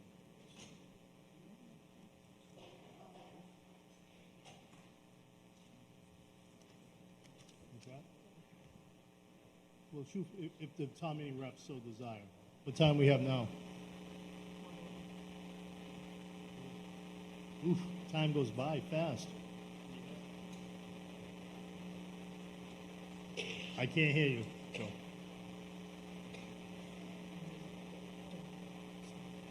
Okay.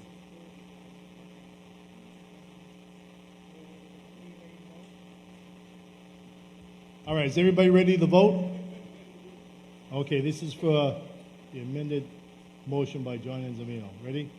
Go. You have 20 seconds.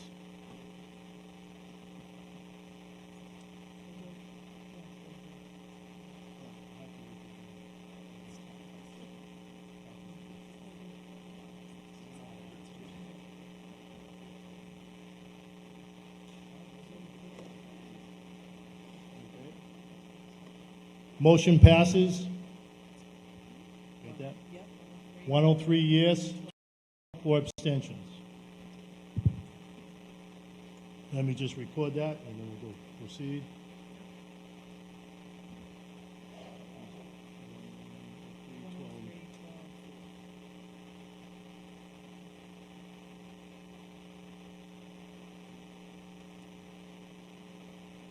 All right, now this becomes part of the original motion. All right? Just to accept the amendment. Right. Now we're going to vote on basically a revised motion. Okay, I have to say this correctly. The main motion as amended. Okay, Article 8 as amended. Main motion as amended.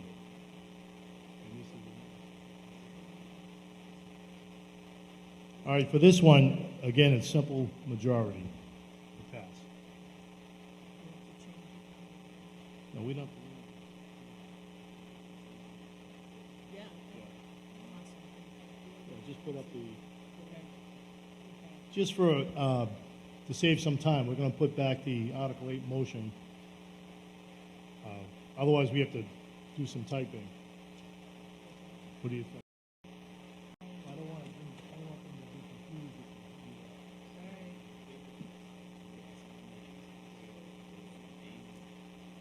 Can we just type in main motion as amended? Yeah, we're just gonna take a second. Point of order. Could I just suggest we not use the screen for the description of the articles? Because it's just technology. We already have a book.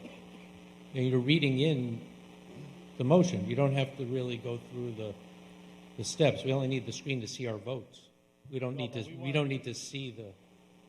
I don't want to put up the original motion and people say they voted for that. There's some confusion. I'd rather say, it'll only take a moment, just to be clear, so when we go back in the record, we can see what was recorded. Because it becomes part of the record.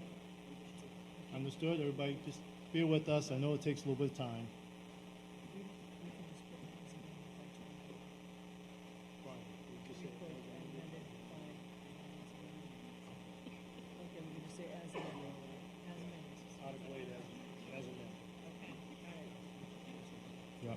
All right, we're going to try to keep it simple, even though it takes a little time. It's going to be put up on the screen, Article 8 as amended.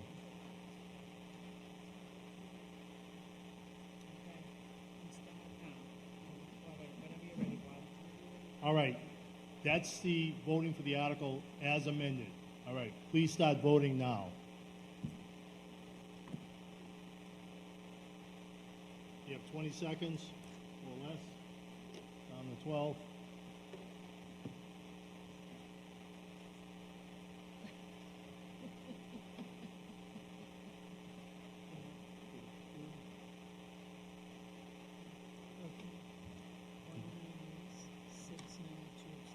Okay, the main motion as amended passes. 109 yes, 6 no, 2 abstentions.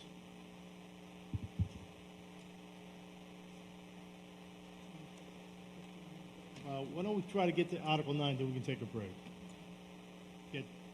We'll get through Article 9. Okay. Article 9 appears in the warrant books on page 17. This is the Water Department Enterprise Fund budget. Okay, I'm going to ask Vaughn Anokian, FinCom Chair, to read the proposed motion, please. That the town vote pursuant to the provisions of General Law, Chapter 44, Section 53F and 1/2, to appropriate the sum of $5,159,191 to fund the Water Department for fiscal year 2023, with $4,521,542 to be raised from FY 2023 Water Department enterprise revenues and $637,649 to be transferred from Water Fund retained earnings. Is there a second? Okay. Been moved and seconded. Finance Committee report, please. Finance Committee voted 11-0 to recommend the town meeting as set forth in the proposed motion. Thank you. Municipal Operations, please. Municipal Operations voted unanimously 4-0 to refer to town meeting. Thank you. Okay, Dr. Grimm and Mr. McNulty. Very simply, like the sewer fund, there is no subsidy from the operating budget this year. The basic costs have stayed the same on routine materials, staffing, and everything else. So other than the amendment that Mr. Anzavino will put forward, we're pretty straightforward. Okay, thank you, Dr. Grimm. Okay, right now, before we take on the amendment, technical non-debatable questions. Mr. Cohn, come on down. Please state your name, precinct number, and there might be a microphone that works right next to you, right behind you. Just click it forward. I think I hear it. It's working.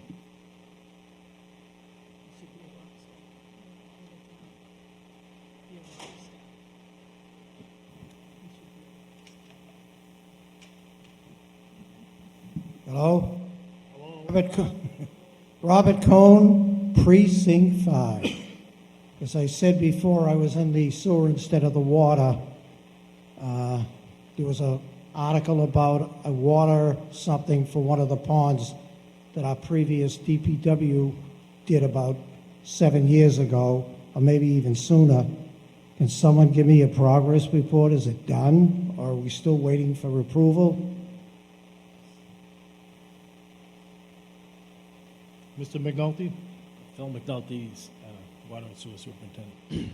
That was the sewer article. No, I'm just kidding. So there've been two major water projects: Plain Street Water Treatment Plant, which pumps about 1,000 gallons a minute, which is our basic highest producer at this point, to reduce iron and manganese, eliminate it. That was about a $6 million job. That's been up and operating about 2.5 years, I would say. The second one is Muddy Pond. We were bypassing pumping that because the pipe collapsed parallel to Bay Road, and that's been up and running about a year now. So both projects are up and running. Thank you, Mr. McNulty.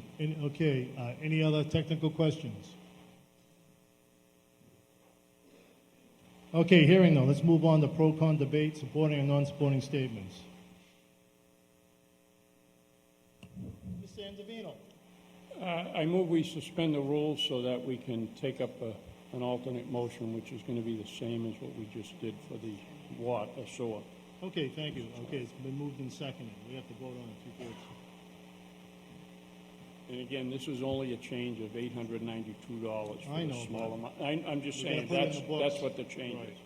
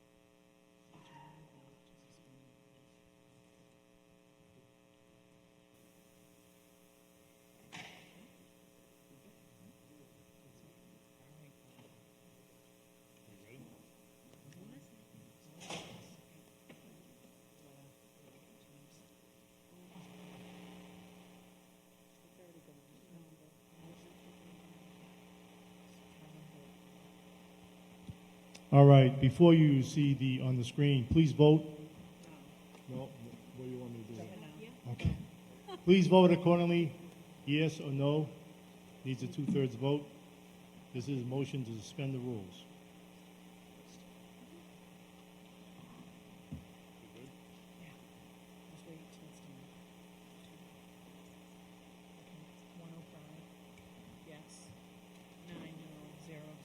Okay, for Article 9, the motion to suspend the rules passes 105 yes, 9 no, 0 abstentions. That's more than two-thirds, obviously.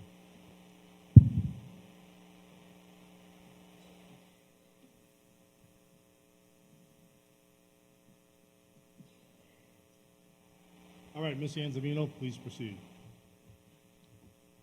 I would like to propose a new motion, and that would be that the town vote pursuant to the provision of General Law, Chapter 44, Section 53F and a half, to appropriate the sum of $5,158,299 to fund the sewer department for fiscal year 2023, with $4,520,650 to be raised from FY 2023 sewer enterprise revenue and $637,649 to be transferred from the sewer fund retained earnings.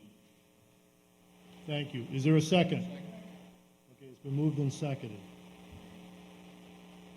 All right, Mr. Anzavino, would you like to say anything else?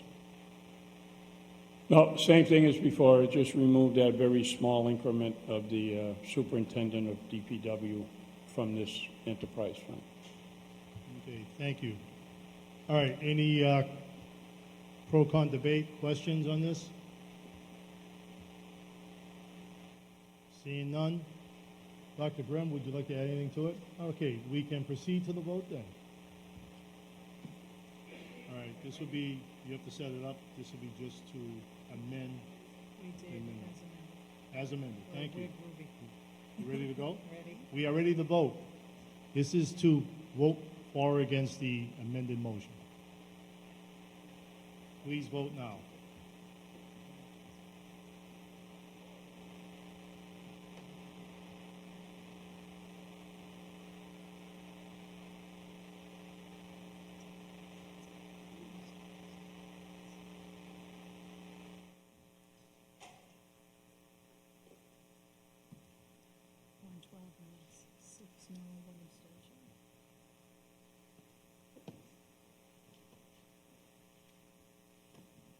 Okay, the motion passes. As you can see, 112 yes, 6 no, 1 abstention.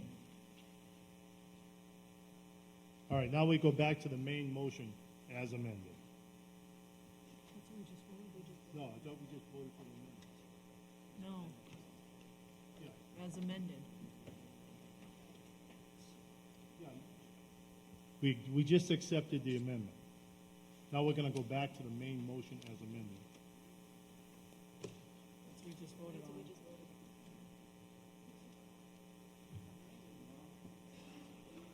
No, Yeah, we moved to amend. we did, and then you did it by a majority vote. He suspended the rules. Yeah. Now we just voted on the amended motion. Right, as amended.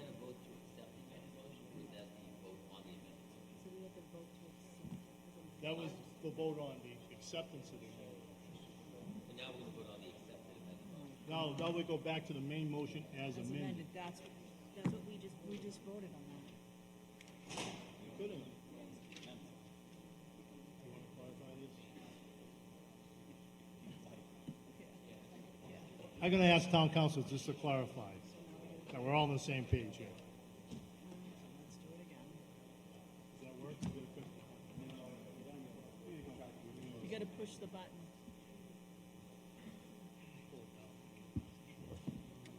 Good evening, everyone. Brian Winter, Town Council.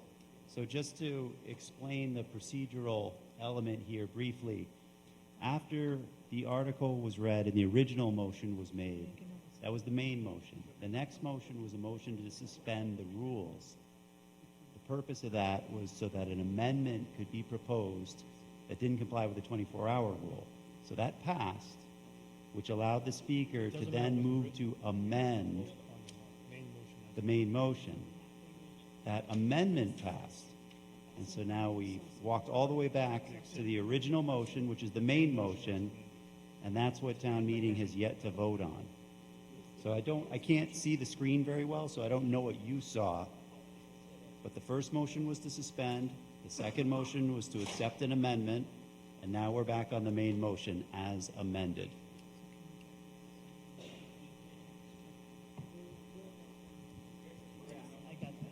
Yes, yes. Thank you, Brian Winter, Town Council. Okay, now this will be the vote on the main motion as amended, as Town Council just explained. Well, when you say the new numbers, we haven't voted on it yet. Well, let me explain the count. We made the motion to suspend the rules. It was 2/3. It was 109 yes, 9 no, 0 abstentions. Then we voted on to accept the amended motion as provided by, that passed. That was just the amended, to accept the amended motion. And that was 112 yes, 6 no, 1 abstention. But now we go back to the main motion as amended. We're going to vote on that. I know it's a little confusing, but this is the...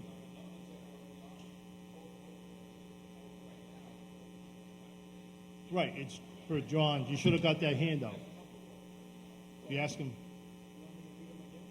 Okay, John, please read, so for clarification. The new motion, right, which the amended motion that was accepted, and what we're going to be voting on now, would be that the town vote pursuant to the provision of General Law, Chapter 44, Section 53F and a half, to appropriate the sum of $5,158,299 to fund the sewer department for fiscal year 2023, with $4,520,000. John, the water department, right?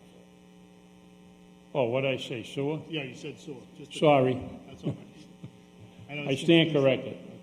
So it's to fund the water department for fiscal year 2023 with $4,520,650 to be raised from FY 2023 sewer water enterprise revenue and $637,649 to be transferred from the water fund retained earnings.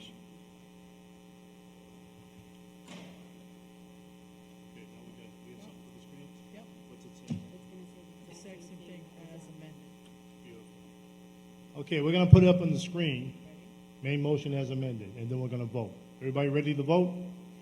Okay, let's put it up on the screen. And start voting now. We have 20 seconds.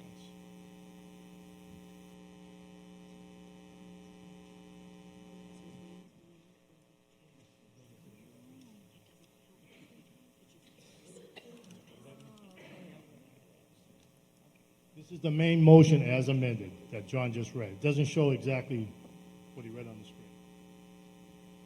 I just want everybody to be clear.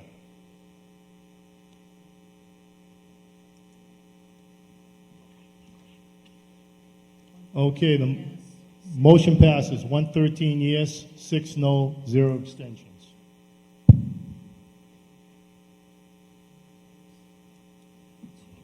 Thank you, everybody, for indulging in that exercise. Thank you, John. That's the proper way to do it. So I appreciate it. Appreciate everybody's effort. All right, does everybody want to take a 10-minute break? Yes. All right, please take only 10 minutes. We got a lot to do tonight, this evening.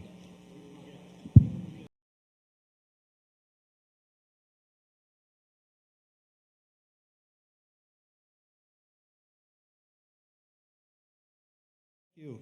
We can go ahead and get started. Bob Mullen has decided to recuse himself from moderating the discussion on Article 10, as he, I believe, serves on the board of the Stoughton Media Access Company. So Article 10, Mr. Enochian, would you please read the motion for us? And also, if the chair of intergovernmental could make their way near a microphone to, oh, you're right there, okay. I was going to say, try to save a few moments of time here. 19. Okay. That the town vote in accordance with the provisions of General Law, Chapter 44, Section 53F and 1/2, to appropriate the sum of $388,000 to fund the Cable Public Access Enterprise Fund for fiscal year 2023, with $382,850 to be raised from FY 2023 Cable Public Access Enterprise Fund revenue, and $5,150 to be transferred from the Cable Public Access Fund retained earnings. Second.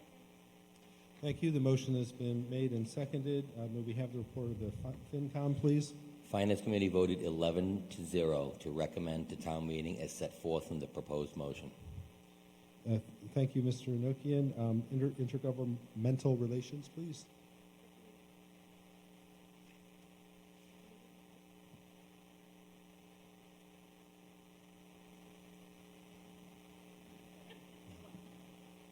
The committee voted as follows to recommend Article 10 to town meeting, 5 yes, 0 no. Thank you. Presentation, Dr. Finn, please. Thank you, Dr. Tucker. There is no change in this from last year. There is no subsidy from our budget, and this continues as is. Thank you.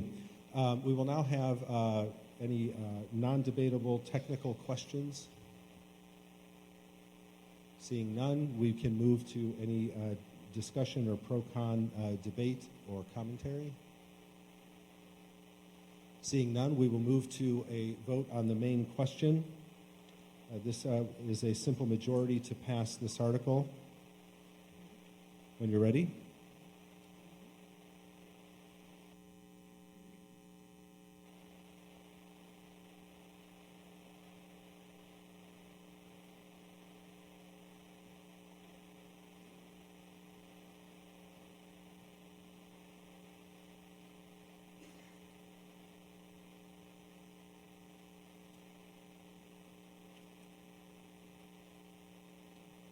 The vote is 105 for, 3 against, and 0 abstentions. The motion passes.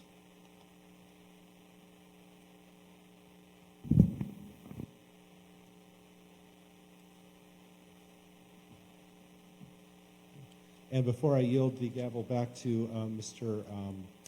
Mullen, I'd just like to remind everyone, the seats that we have down in front here, if you're planning on speaking or asking technical questions, or if you were planning on speaking for or against the motion, you can sit down in the front or make yourself, your presence known at one of the microphones. It just kind of helps to move the discussion and voting along. Thank you very much.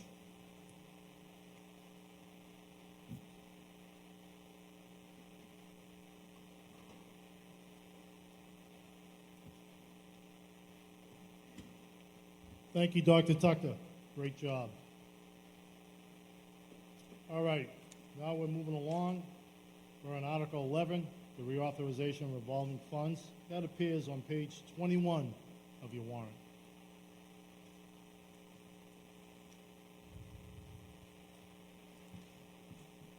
Okay, at this point, I'm going to ask Wananokian, FinCom Chair, to read the proposed motion, please. That the town vote pursuant to the provisions of Mass General Law, Chapter 44, Section 53E in 1/2, as most recently amended, to establish fiscal year limitations on expenditures from the revolving funds established by the general bylaws, Section 42, revolving funds, with such limitations to remain applicable from fiscal year to fiscal year until such time as they are later amended as set forth in the warrant, and to carry forward any monies remaining in such funds from year to year unless otherwise transferred by town meeting. Mr. Moderator, did you want me to read the chart here too? Council on Aging, $50,000. Recreation, $150,000. Geographic Information Systems, also known as GIS, $15,000. Youth Commission, $50,000. Community Events, $10,000. Conservation Commission, $50,000. Board of Health, $120,000. Stormwater, $50,000. Compost bin. Thank you. I need a second on that. Compost bin, rain barrel, $2,300. Okay, now I need a second. They were read in the wrong order. Okay, thank you for that correction. I would just say, as the chart shows. Okay. As the chart shows, as written in the warrants. As written in the warrants. Okay. Do we have a second on that? Second. Thank you for the second. Been moved and seconded. All right, at this point in time, I'd like to hear from the Finance Committee. The report, please. Voted 11-0 to recommend to town meeting as set forth in the proposed motion. Thank you, Mr. Nokian. Municipal Operations, please.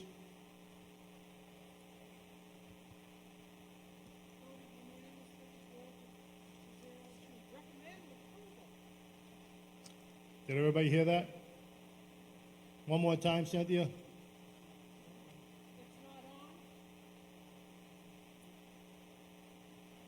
Try again, Cynthia.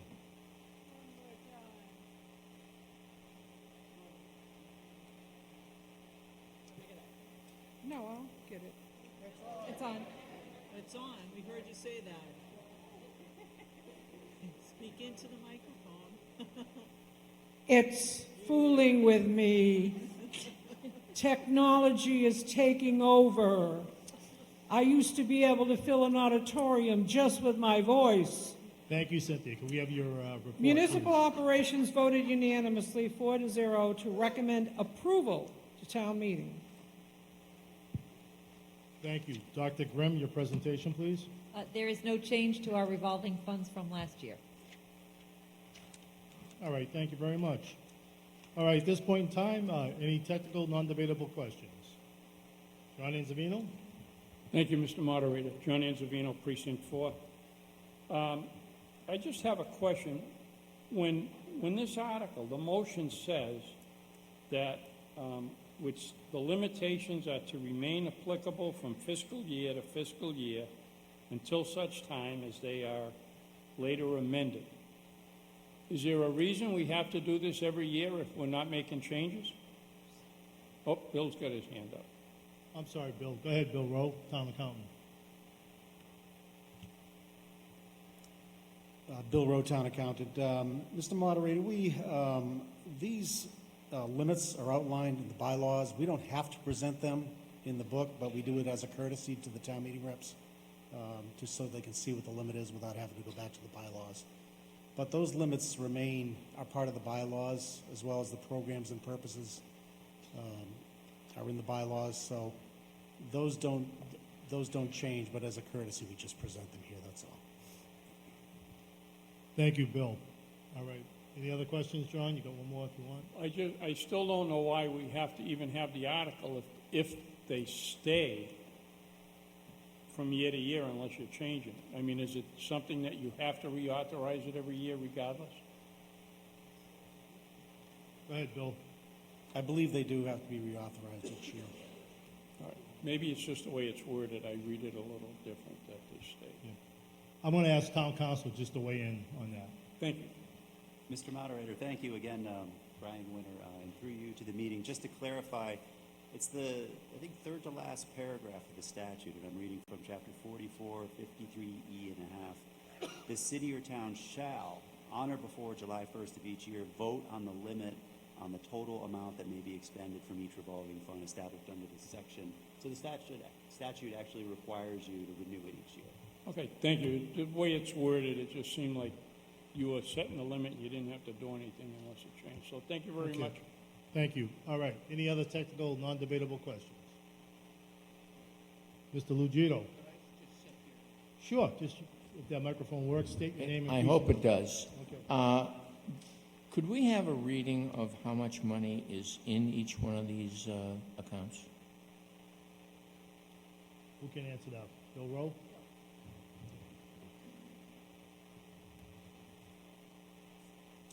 Thank you, Mr. Moderator.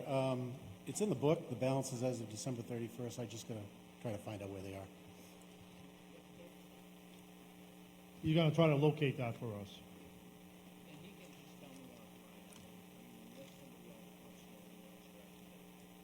He said you can tell him offline, unless you'll find it quickly.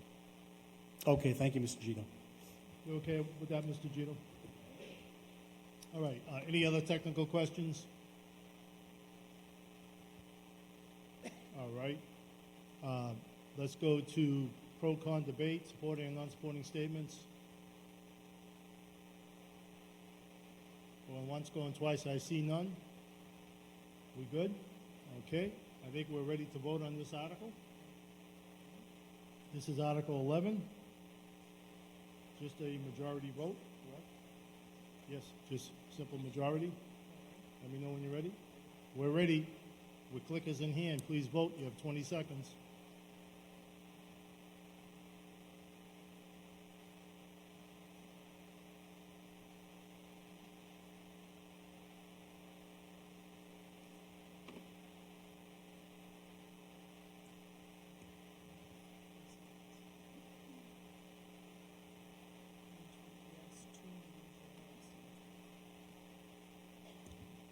Okay, the motion passes. 112 yes, 2 no, 0 abstentions. So ordered. Article 11 passes. Mr. Moderator, we will be moving to dismiss Article 12. Oh, we like to hear those Yes. words. All right, Article I knew you'd be happy. 12. Is there a second? Second. Did I hear anybody out there saying second? All right. It's been moved and seconded. Okay, this is, you have something up? Otherwise, we can do a voice vote. That's okay. This is just, well, let's see if it's ready to go. Let's take a move. Okay. The article is before you. Article 12, motion to dismiss. All those in favor, please click accordingly. Yes, no, abstain.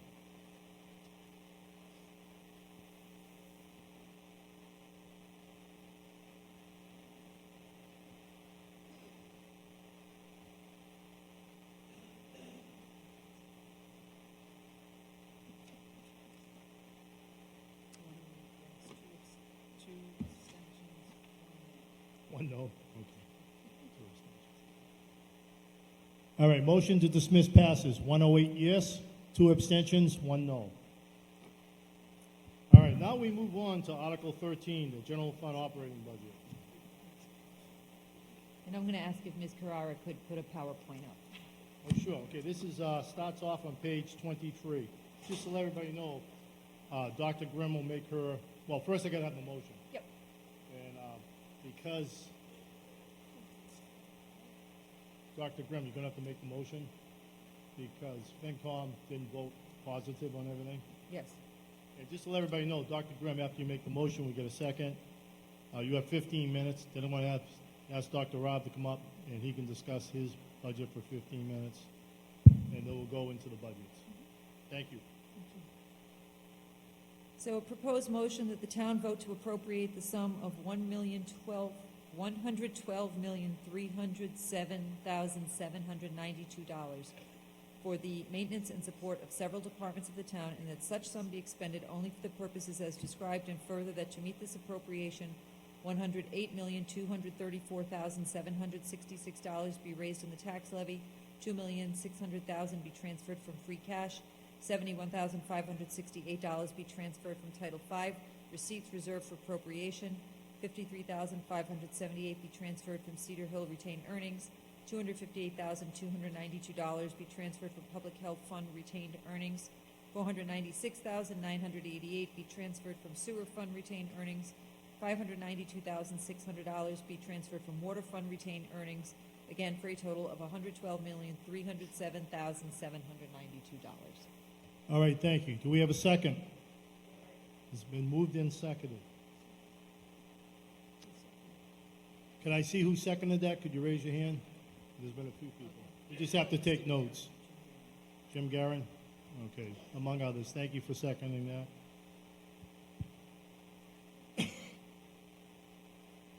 Okay, I'm going to ask FinCom to read your committee votes.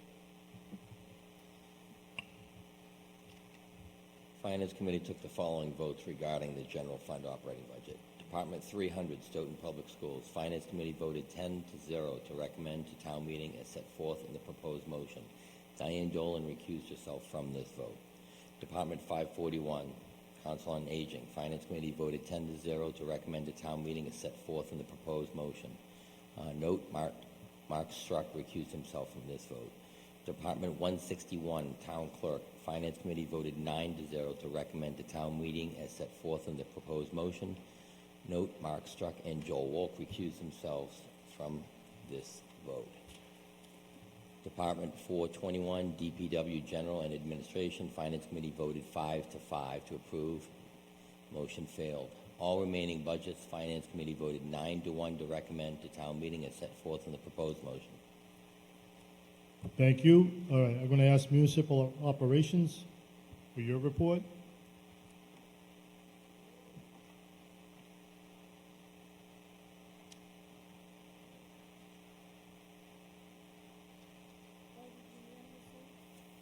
Four to zero to refer to town meeting. Thank you, Cynthia. All right, Dr. Grimm, you got the floor. So this will be, believe it or not, relatively brief.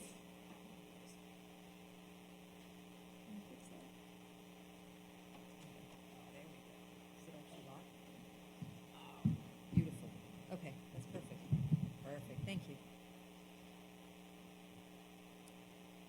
So, let's see if my mouse saves my mouse.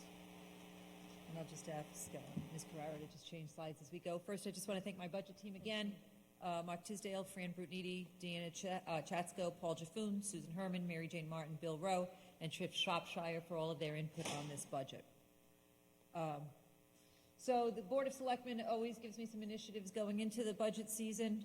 Again, a continued increased emphasis on code enforcement, maintenance of service wherever possible, increased efforts to increase diverse recruitment efforts, and then reasonable consideration of growth and revenue projections.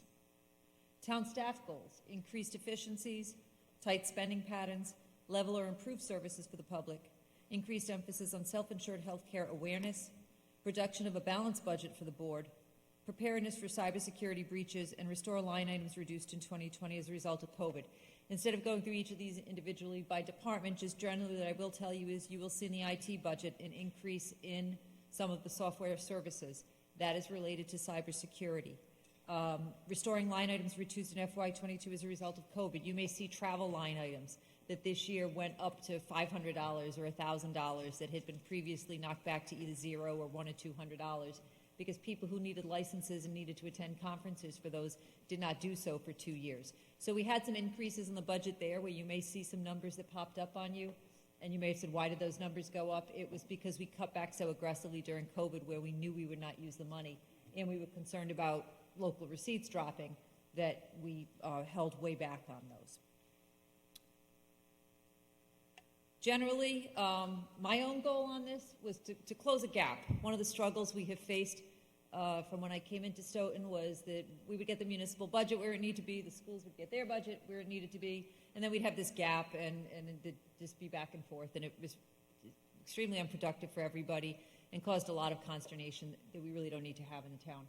So when I came in the first year, we had a $700,000 cap. In 2021, it was a $400,000 gap. In 22 is approximately $150,000 gap. And in 23, we were able to produce a budget that had no gap between what the school departments needed, what the town needed, that we all felt we could use to run our operation.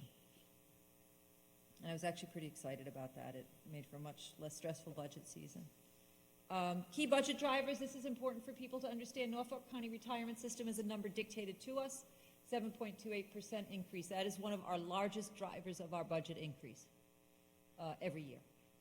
Healthcare increase, for a year we did not increase the healthcare contribution at all for the employee portion or the town portion, but realistically we have to ensure that our healthcare reserve does not get too low so that we can withstand. Sue Herman does a tremendous job of running the enrollment numbers for me. Quite often this drives what our contributions need to be. Use, we may see an increase in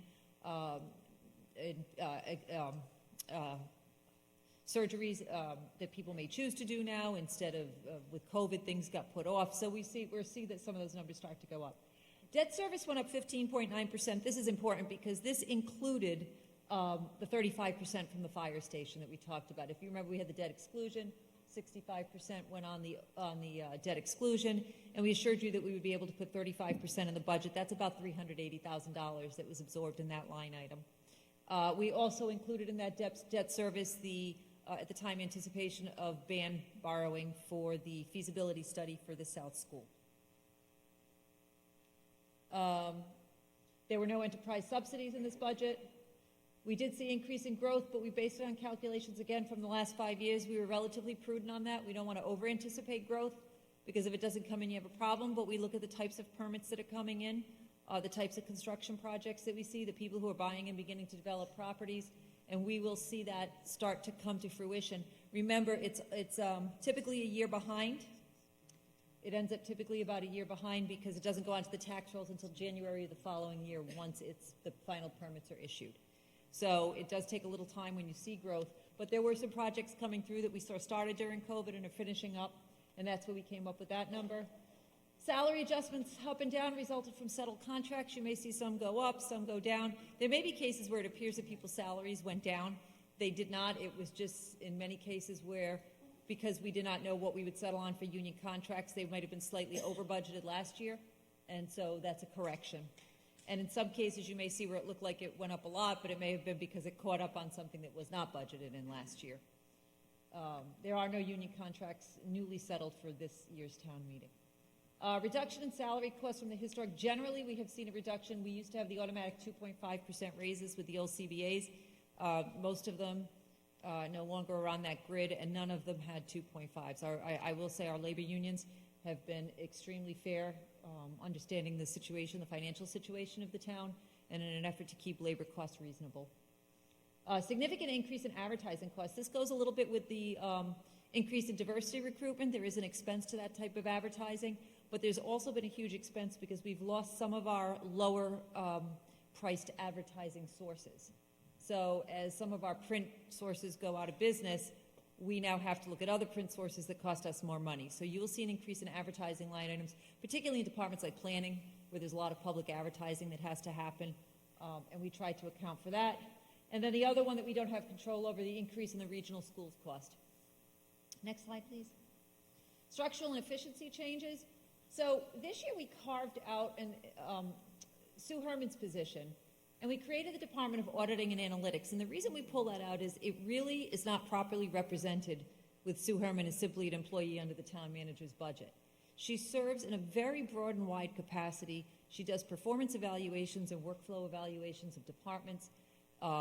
She's also going to take over a look at the concept of self-insurance and self-insurance awareness, people not understanding how self-insurance works and where we can all save money on the process.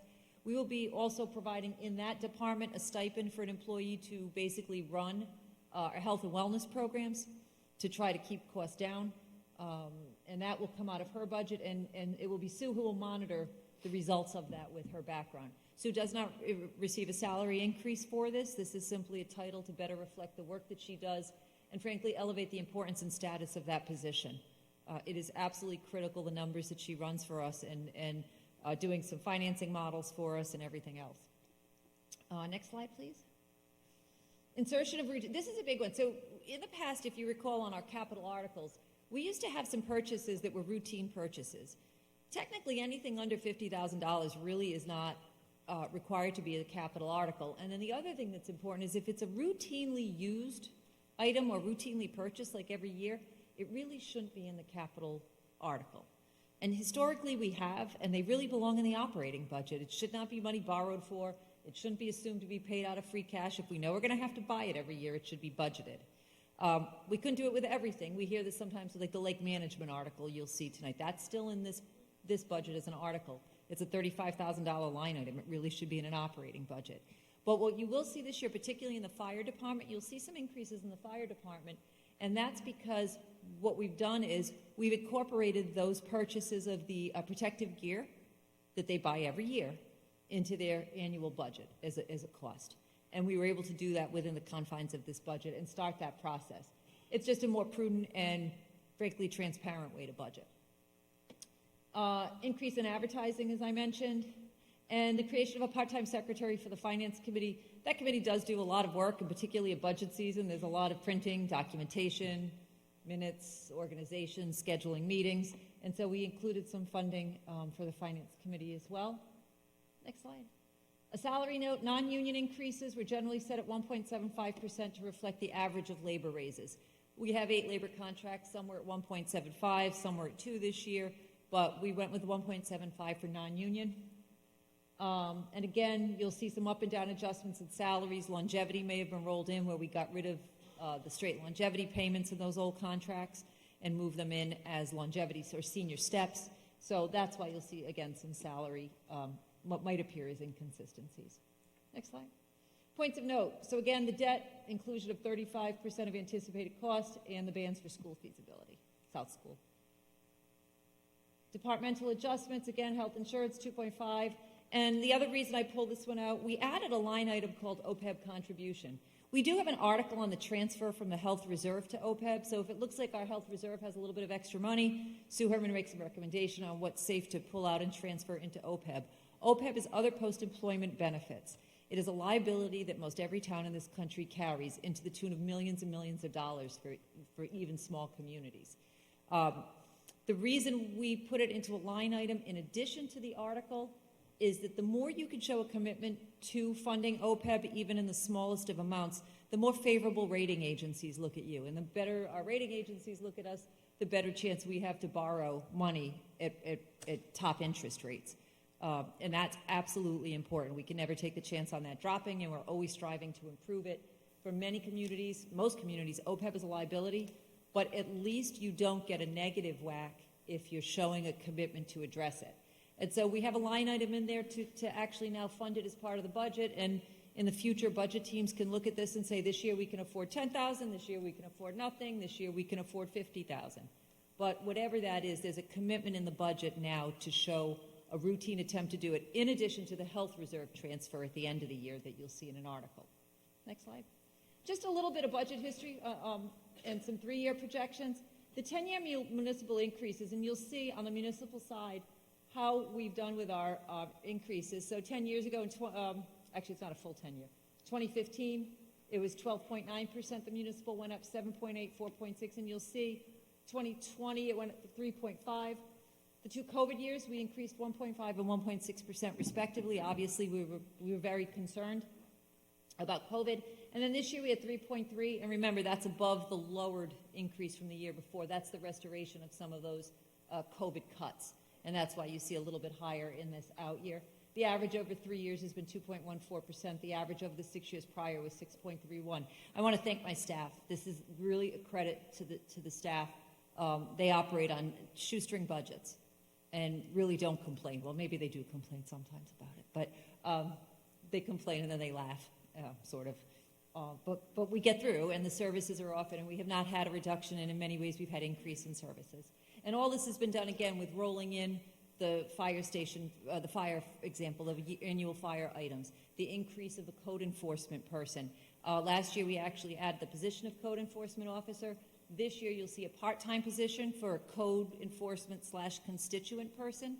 They'll be housed in the code enforcement department, but what they really will be is a person who deals with quality of life complaints. If somebody has a pothole issue, that, even though it's not technically code enforcement, it can go into that person. They'll outsource it properly to DPW.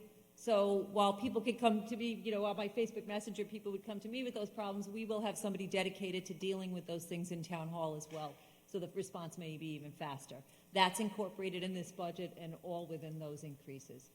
And again, we started with a $5 million shortfall between departmental requests and what we had for revenue in December of 2018. So we really have just come a tremendous way collectively as a team. 3-year projected surplus is very minimal surplus is projected. Sue ran these numbers. So basically it's a 0.22% annual surplus. What that basically means is that at the end, if we look at what we anticipate on revenues and if we look at how we anticipate expenses to be, we pretty much stay approximately balanced over the next 3 years. Some general information, no one-time budget fills, and we met the required free cash reduction. FinCom has an annual reduction on the dependence on free cash, which is sort of a one-time fill. The only time we will see a plug, if you will, in this budget was that subsidy for the public health fund, but that does not affect the operating budget, and that was a direct loss related to COVID. Total joint cost increase was 6.3%. The total municipal financial increase adjusted a little bit from when I produced this number back at $899,683. I think it's actually gone down a little bit. The total increase in the municipal percentage is about 3.1. It said 3.3 in the earlier. It got adjusted down to 3.1. First time inclusion of OPEB. Balanced budget with the schools and the municipal funded.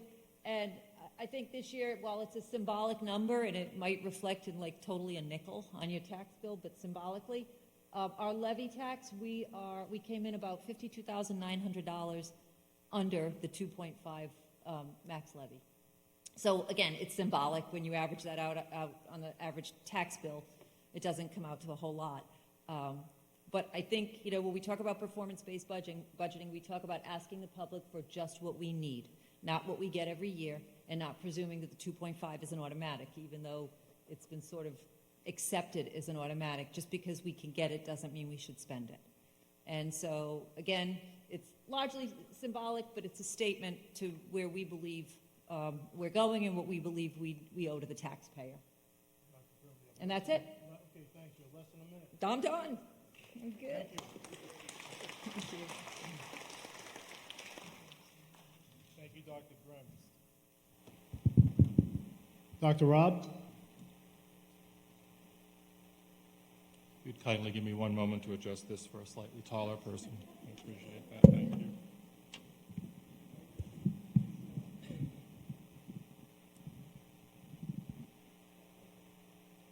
Thank you very much.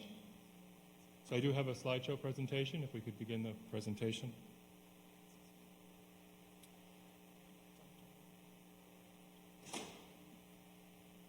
start while the cover slide comes up. I started here in Stoughton on October 4th, and within 2 weeks, I was meeting with our school leadership in order to put together the FY23 budget. We sat down together and we started from scratch. I asked the principals, the school leadership, the directors, all the leaders to fully explain to me what our Stoughton budget looked like for FY23.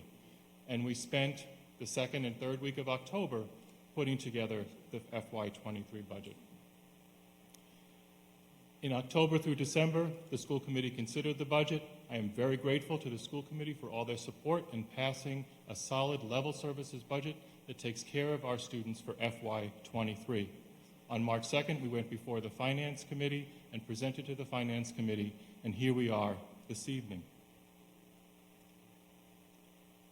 The budget document that you have in the book is laid out pretty clearly, so if you open up to that Education tab, I just wanted to go over that budget document so that everybody understands what they're looking at.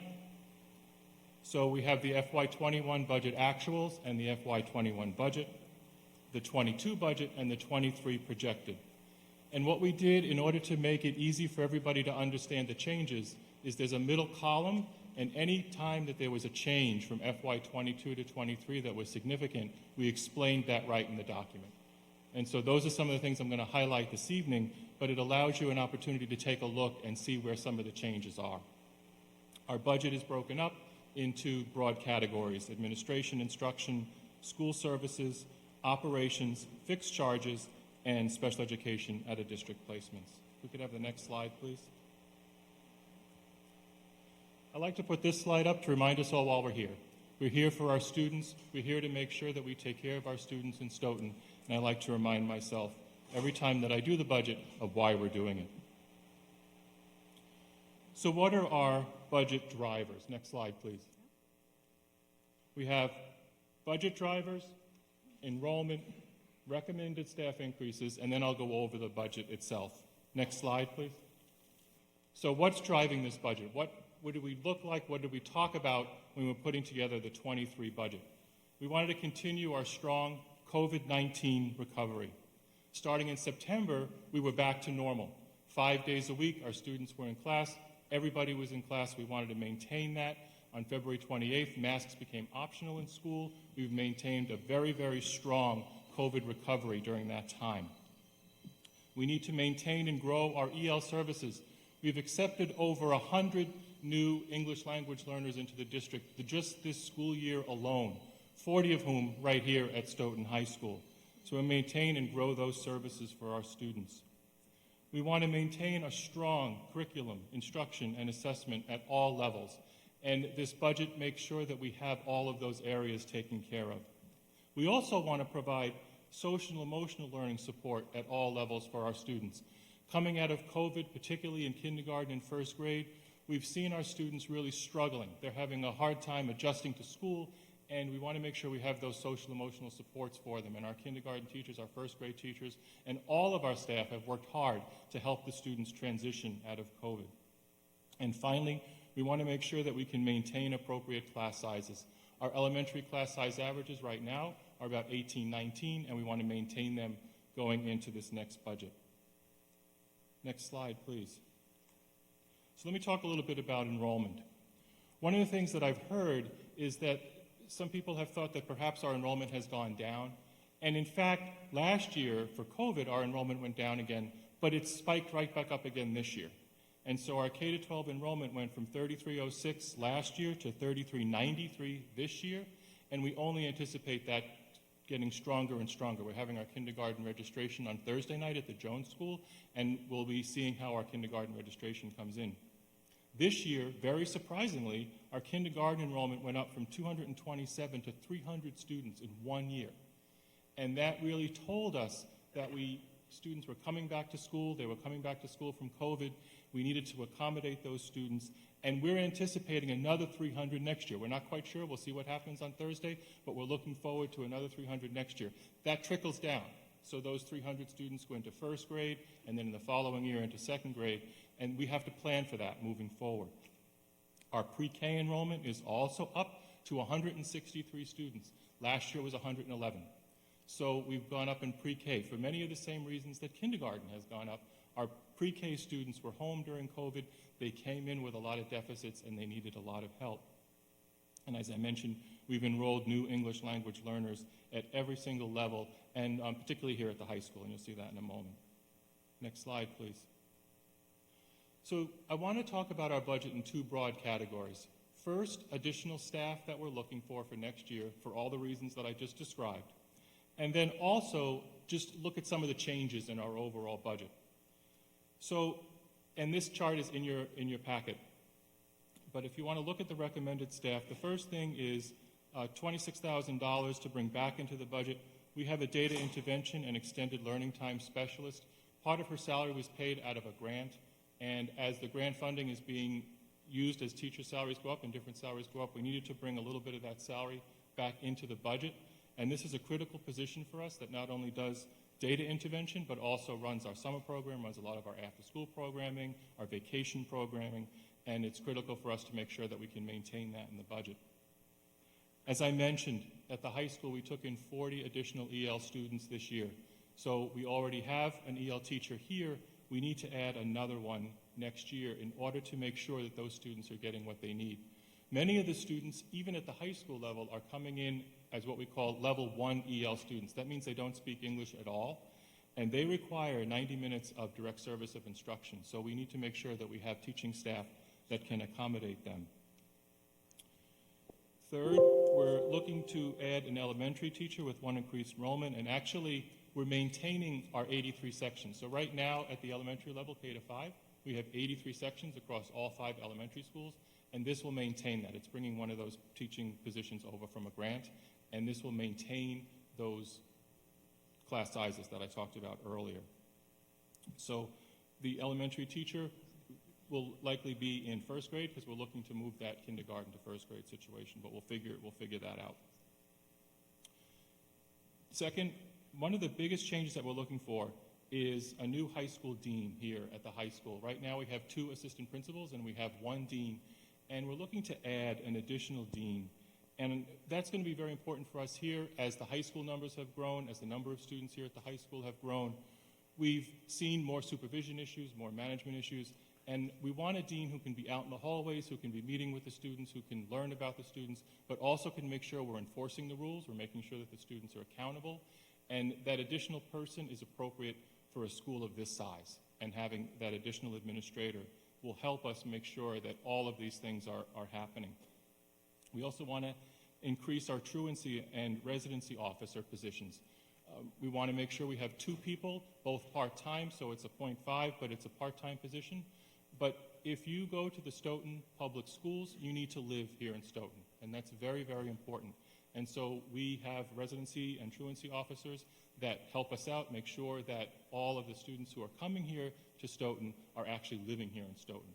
And that's something that we work on all the time, and we're always evaluating those needs. And finally, we had some savings in our custodial line and our maintenance lines due to some retirements, and so we're looking to add 2 custodians with that savings. And it's very important. It's not just for COVID cleaning and making sure that we have all of the cleaning done, but we need to make sure that we're fully staffed. And so what happens with our custodians, during the day, there's somebody assigned to every building, but in the afternoon, they work in teams of 3. And so 2 teams of 3 go to each of the 6 elementary schools, and we want to make sure that those teams are fully staffed every single day. And occasionally when we have an illness or we have a sickness or we have somebody out, if those teams aren't fully staffed, then not all the cleaning can get done. And they're making decisions about what can get done and what can't get done. These 2 positions will make it absolutely crucial for us, and will make sure that we have a fully staffed custodial staff in the afternoon. Next slide, please. This is a chart that I think shows everybody that most of our budget goes toward instruction. That shouldn't surprise anybody. 76% of our budget goes toward instruction. That's what you would expect. And then finally, next slide. I'd like to talk a little bit about the budget itself. So this year we had $50.9 million. In FY23, we're asking for $52,199,772 for a 2.48% increase. spread out over all of those different areas. And I'd like to talk about some of the changes in each one of those areas. So looking at administration first, that $50,000 is primarily bringing our media relations manager to full-time. So we had partial media relations. Now we have Jeff Pickett. Many people know Jeff. He's working full-time for us, and so we brought him into full-time. The other piece of that beyond it is just contractual increases for all the administration, all baked into that $50,000. If you look at instruction, that $1 million increase, $990,000 of it is regular contractual increases. So if you're a teacher, you know that every year teachers earn steps. They go from one step to the next. Or if they get credits, if they get 30 credits or 45 credits beyond their degree, they can go from one lane to the next. And so all of those things we predict, and that $990,000 is there as well. It also includes our paraprofessionals. We settled our paraprofessional contract last year, and so those increases are all very predictable. And included in that $990K is both the teacher increases as well as the paraprofessional increases. There's also times when we replace, similar to what Dr. Grimm said earlier, there are times when we replaced retired staff with less expensive hires or newer staff, and times we've had to hire somebody with more experience, such as in reading or in special education or in foreign language. We've had to find somebody who made a little bit more than the person that they replaced. At the end of the day, those two tend to even out, and they cover the difference between the $990,000 and the $1.013 million that you see on the list. We had some expenses in humanities and STEM curriculum for software and technology, and we moved them to the technology budget. So one of the things that I talked about with the department heads way back early in October is let's make sure we're putting things where they belong in the budget. And so the humanities and STEM did have some software and technology in their budget. It was more appropriate in the technology budget, and so we moved it into the technology budget. It was a net zero gain, but we put the funding where it belonged with technology. As I mentioned, we hired a foreign language teacher with some experience. And I just lost all of my notes, but that's okay, because I have it fully memorized.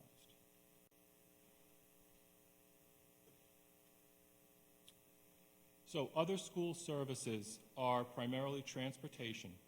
And this year, we just settled our bus contract, and we're being able to add 2 buses to our run. So we're going from 11 buses to 13 buses. And that's a good part of the $184,000 increase.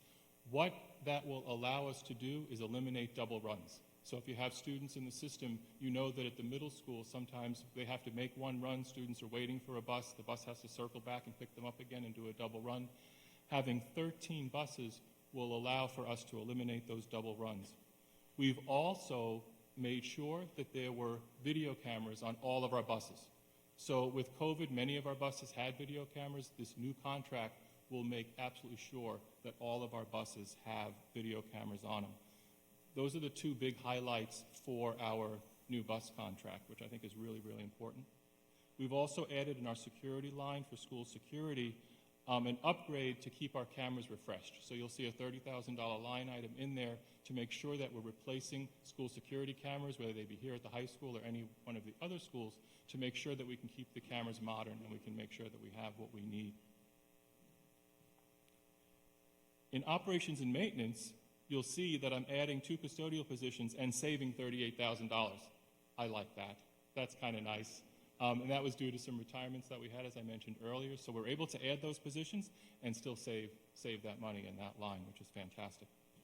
In fixed charges, that $37,000 is primarily a cybersecurity insurance that we needed to buy. So we have insurance for our athletes. We have unemployment insurance. The third big piece of insurance these days in 2021, unfortunately, that we need is cybersecurity insurance. We know that our networks are always under threat. We take very good care of them. We're always watching for threats, and we do have insurance to cover us. And so that's very important that we have that cyber insurance. Finally, the $12,000 increase in special education, that's relatively flat. We have students in out-of-district placements right now, and that's paid for primarily from the budget as well as from our circuit breaker reserve. And so we're not anticipating much of a change next year in terms of out-of-district placements. Some kids go, some kids stay, but at the end of the day, it's a pretty much even split. So in a nutshell, that's our 2023 budget. I would very much like to thank everybody who helped me put it together, helped the administration, everybody, and I really appreciate that. So thank you very much, and that's the 23 budget for the school district.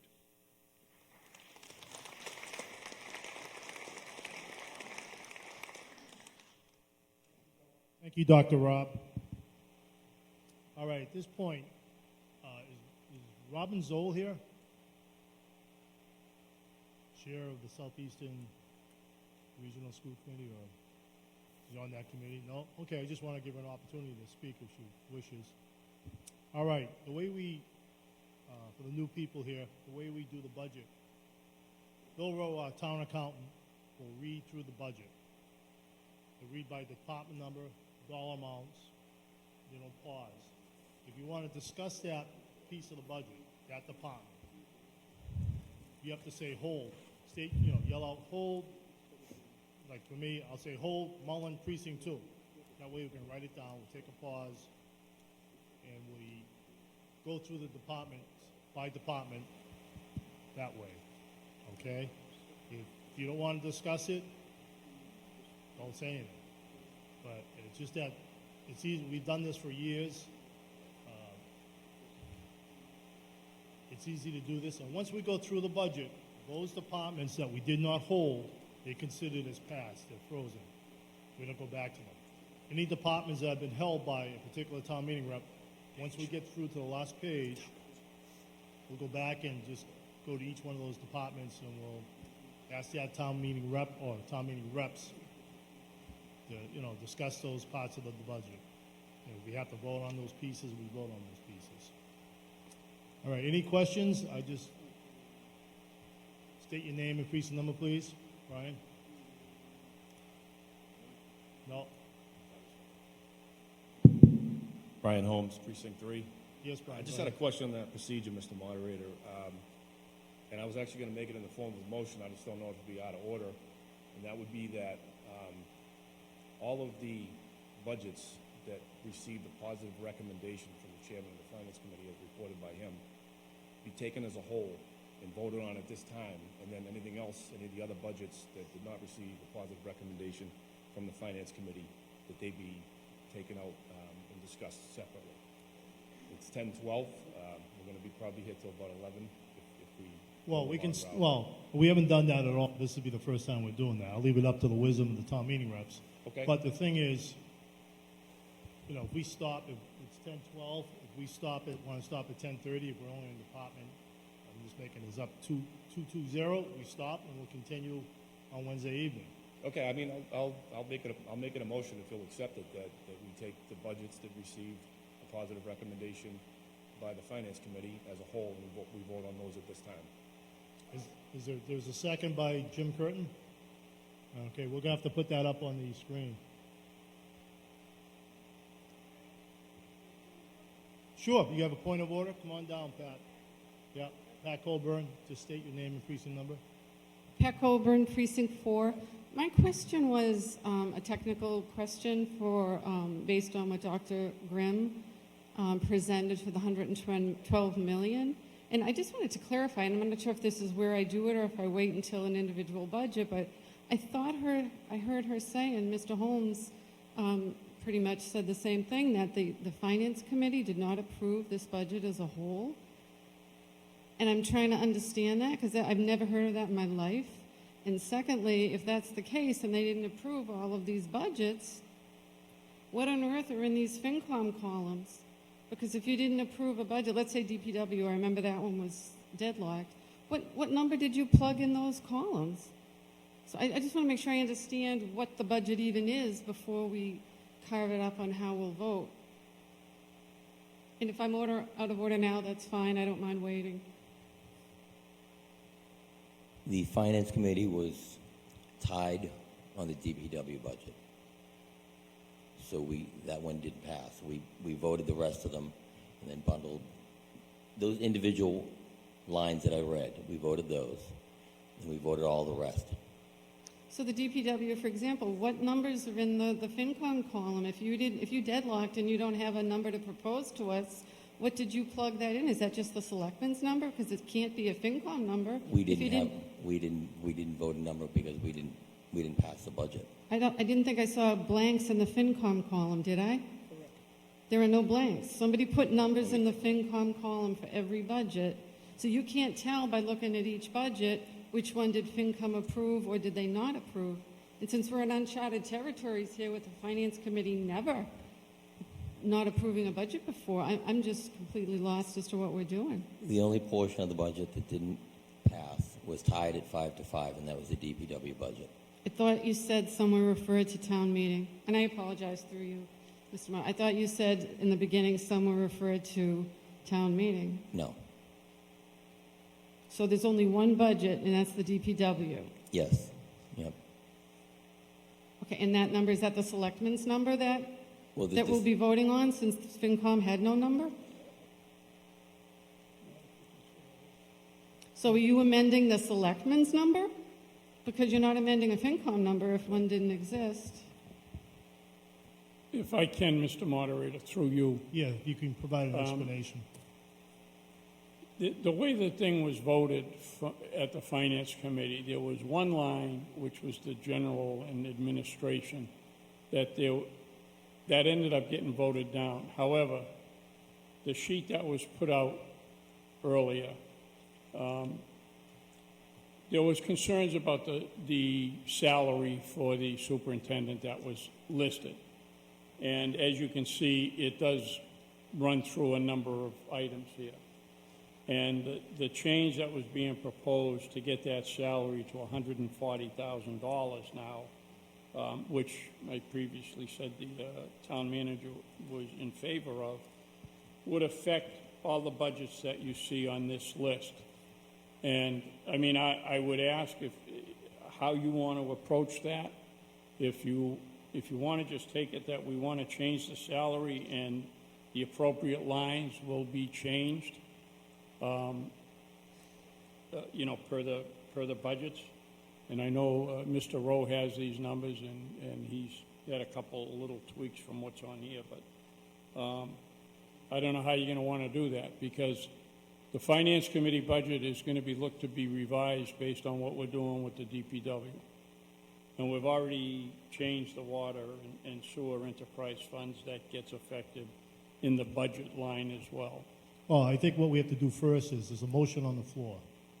Pat, I understand your question, So would that motion apply to every budget except the DPW?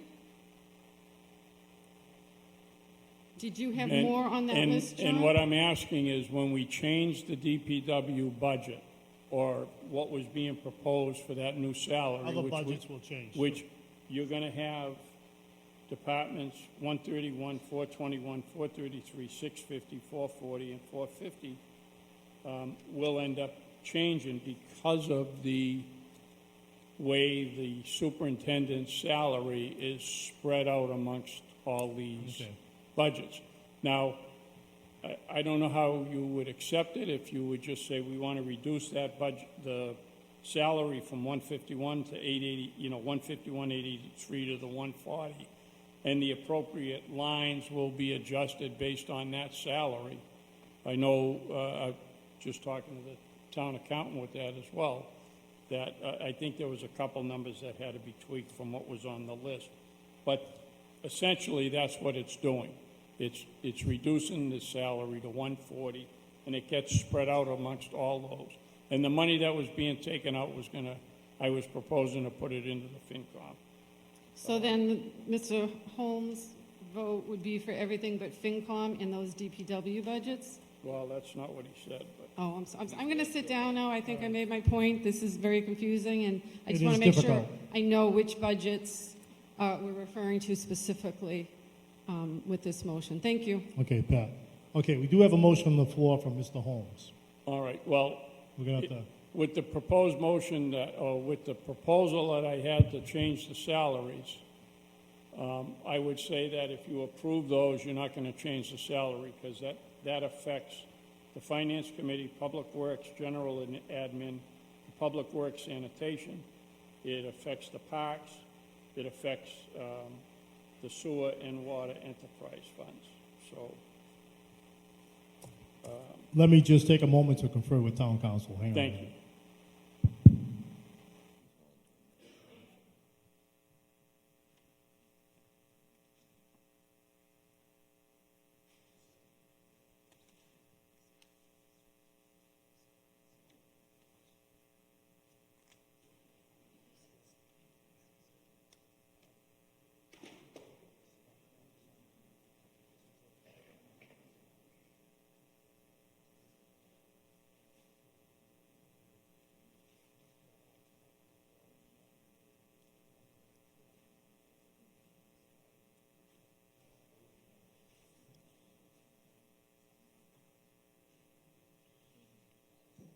One minute, Mr. Rock. Okay, sure.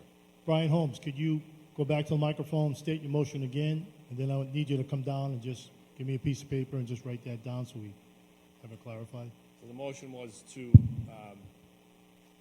approve all of the budgets that received a positive recommendation from the Finance Committee at this time, and that they be voted on as a whole. So my understanding is, just for clarification, the only budget that was not approved is, well, Department 421, DPW, General and Administration. Is that correct, Vaughn?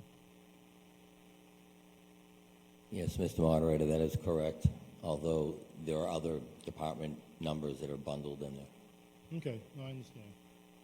All right, so, I mean, why don't you come down, Brian, put it in writing, so these people, the clerk's office will have it. Doesn't sound that complicated. You need a piece of paper? And then I'll explain to town meeting reps what it means. And I believe it was seconded, right? By Jim Curtin? Mr. Moderator, can I do a point of order? Sure, if you have a point of order. It's 10:30 now. Is it 10:30? I propose that we adjourn for the evening and start up with the budget fresh on Wednesday evening. That was not a motion, that was just a point of order. Okay, well, I'll make a Hang on motion. minute, Hang on. Okay. There's no sense. The problem is, we have a motion on the floor. I'd like to either dispose of that. Sure. You were supposed to get that motion 24 hours ago. Well, this is the budget. Wait a minute, hold on. Well, this is like, this is the budget, the operations budget. If you want, we can, suspend the rules and do it the same way.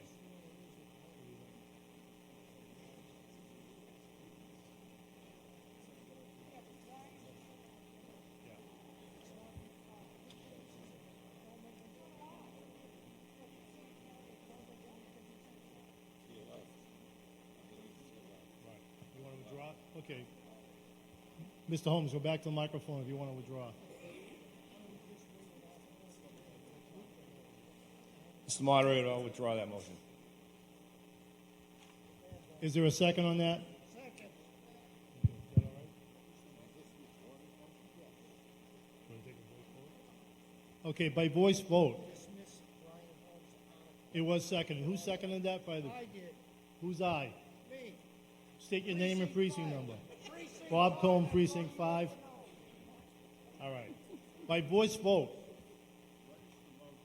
the motion is, he withdrew the motion to unanimously approve every article except the one that was not, every department that was not approved by FinCom, which is Department 421, DPW, General and Administration. So he withdrew that. Mr. Stoughton, you got a point of order? Point of information.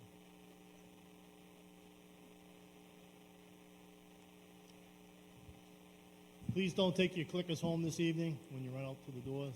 Joe Scardino, Precinct 1. Mr. Moderator, I have a question. Does this mean if we act on the motion on the floor that we will not be able to ask any questions, or there'll be no further inquiry about the budget items that have a positive recommendation by the Finance Committee? Well, we're going to vote on the motion to withdraw. if the body goes along with that. We haven't voted that yet. Well, let me hear from town council. Would you like to weigh in, sir? Mr. Moderator, through you to the meeting, the motion to withdraw was seconded and is on the floor, so it requires a majority vote. You can do it by voice, since I imagine it'll be a simple matter if that's your preference. And then the motion that's been discussed for the past 10 minutes would be withdrawn and a nullity. Whoop, be careful back there. Okay, the motion was withdrawn and was seconded. So I'm going to ask for a voice vote. Okay? All those to accept the withdrawal? All those opposed? Hearing none. The motion is withdrawn. It's unanimous.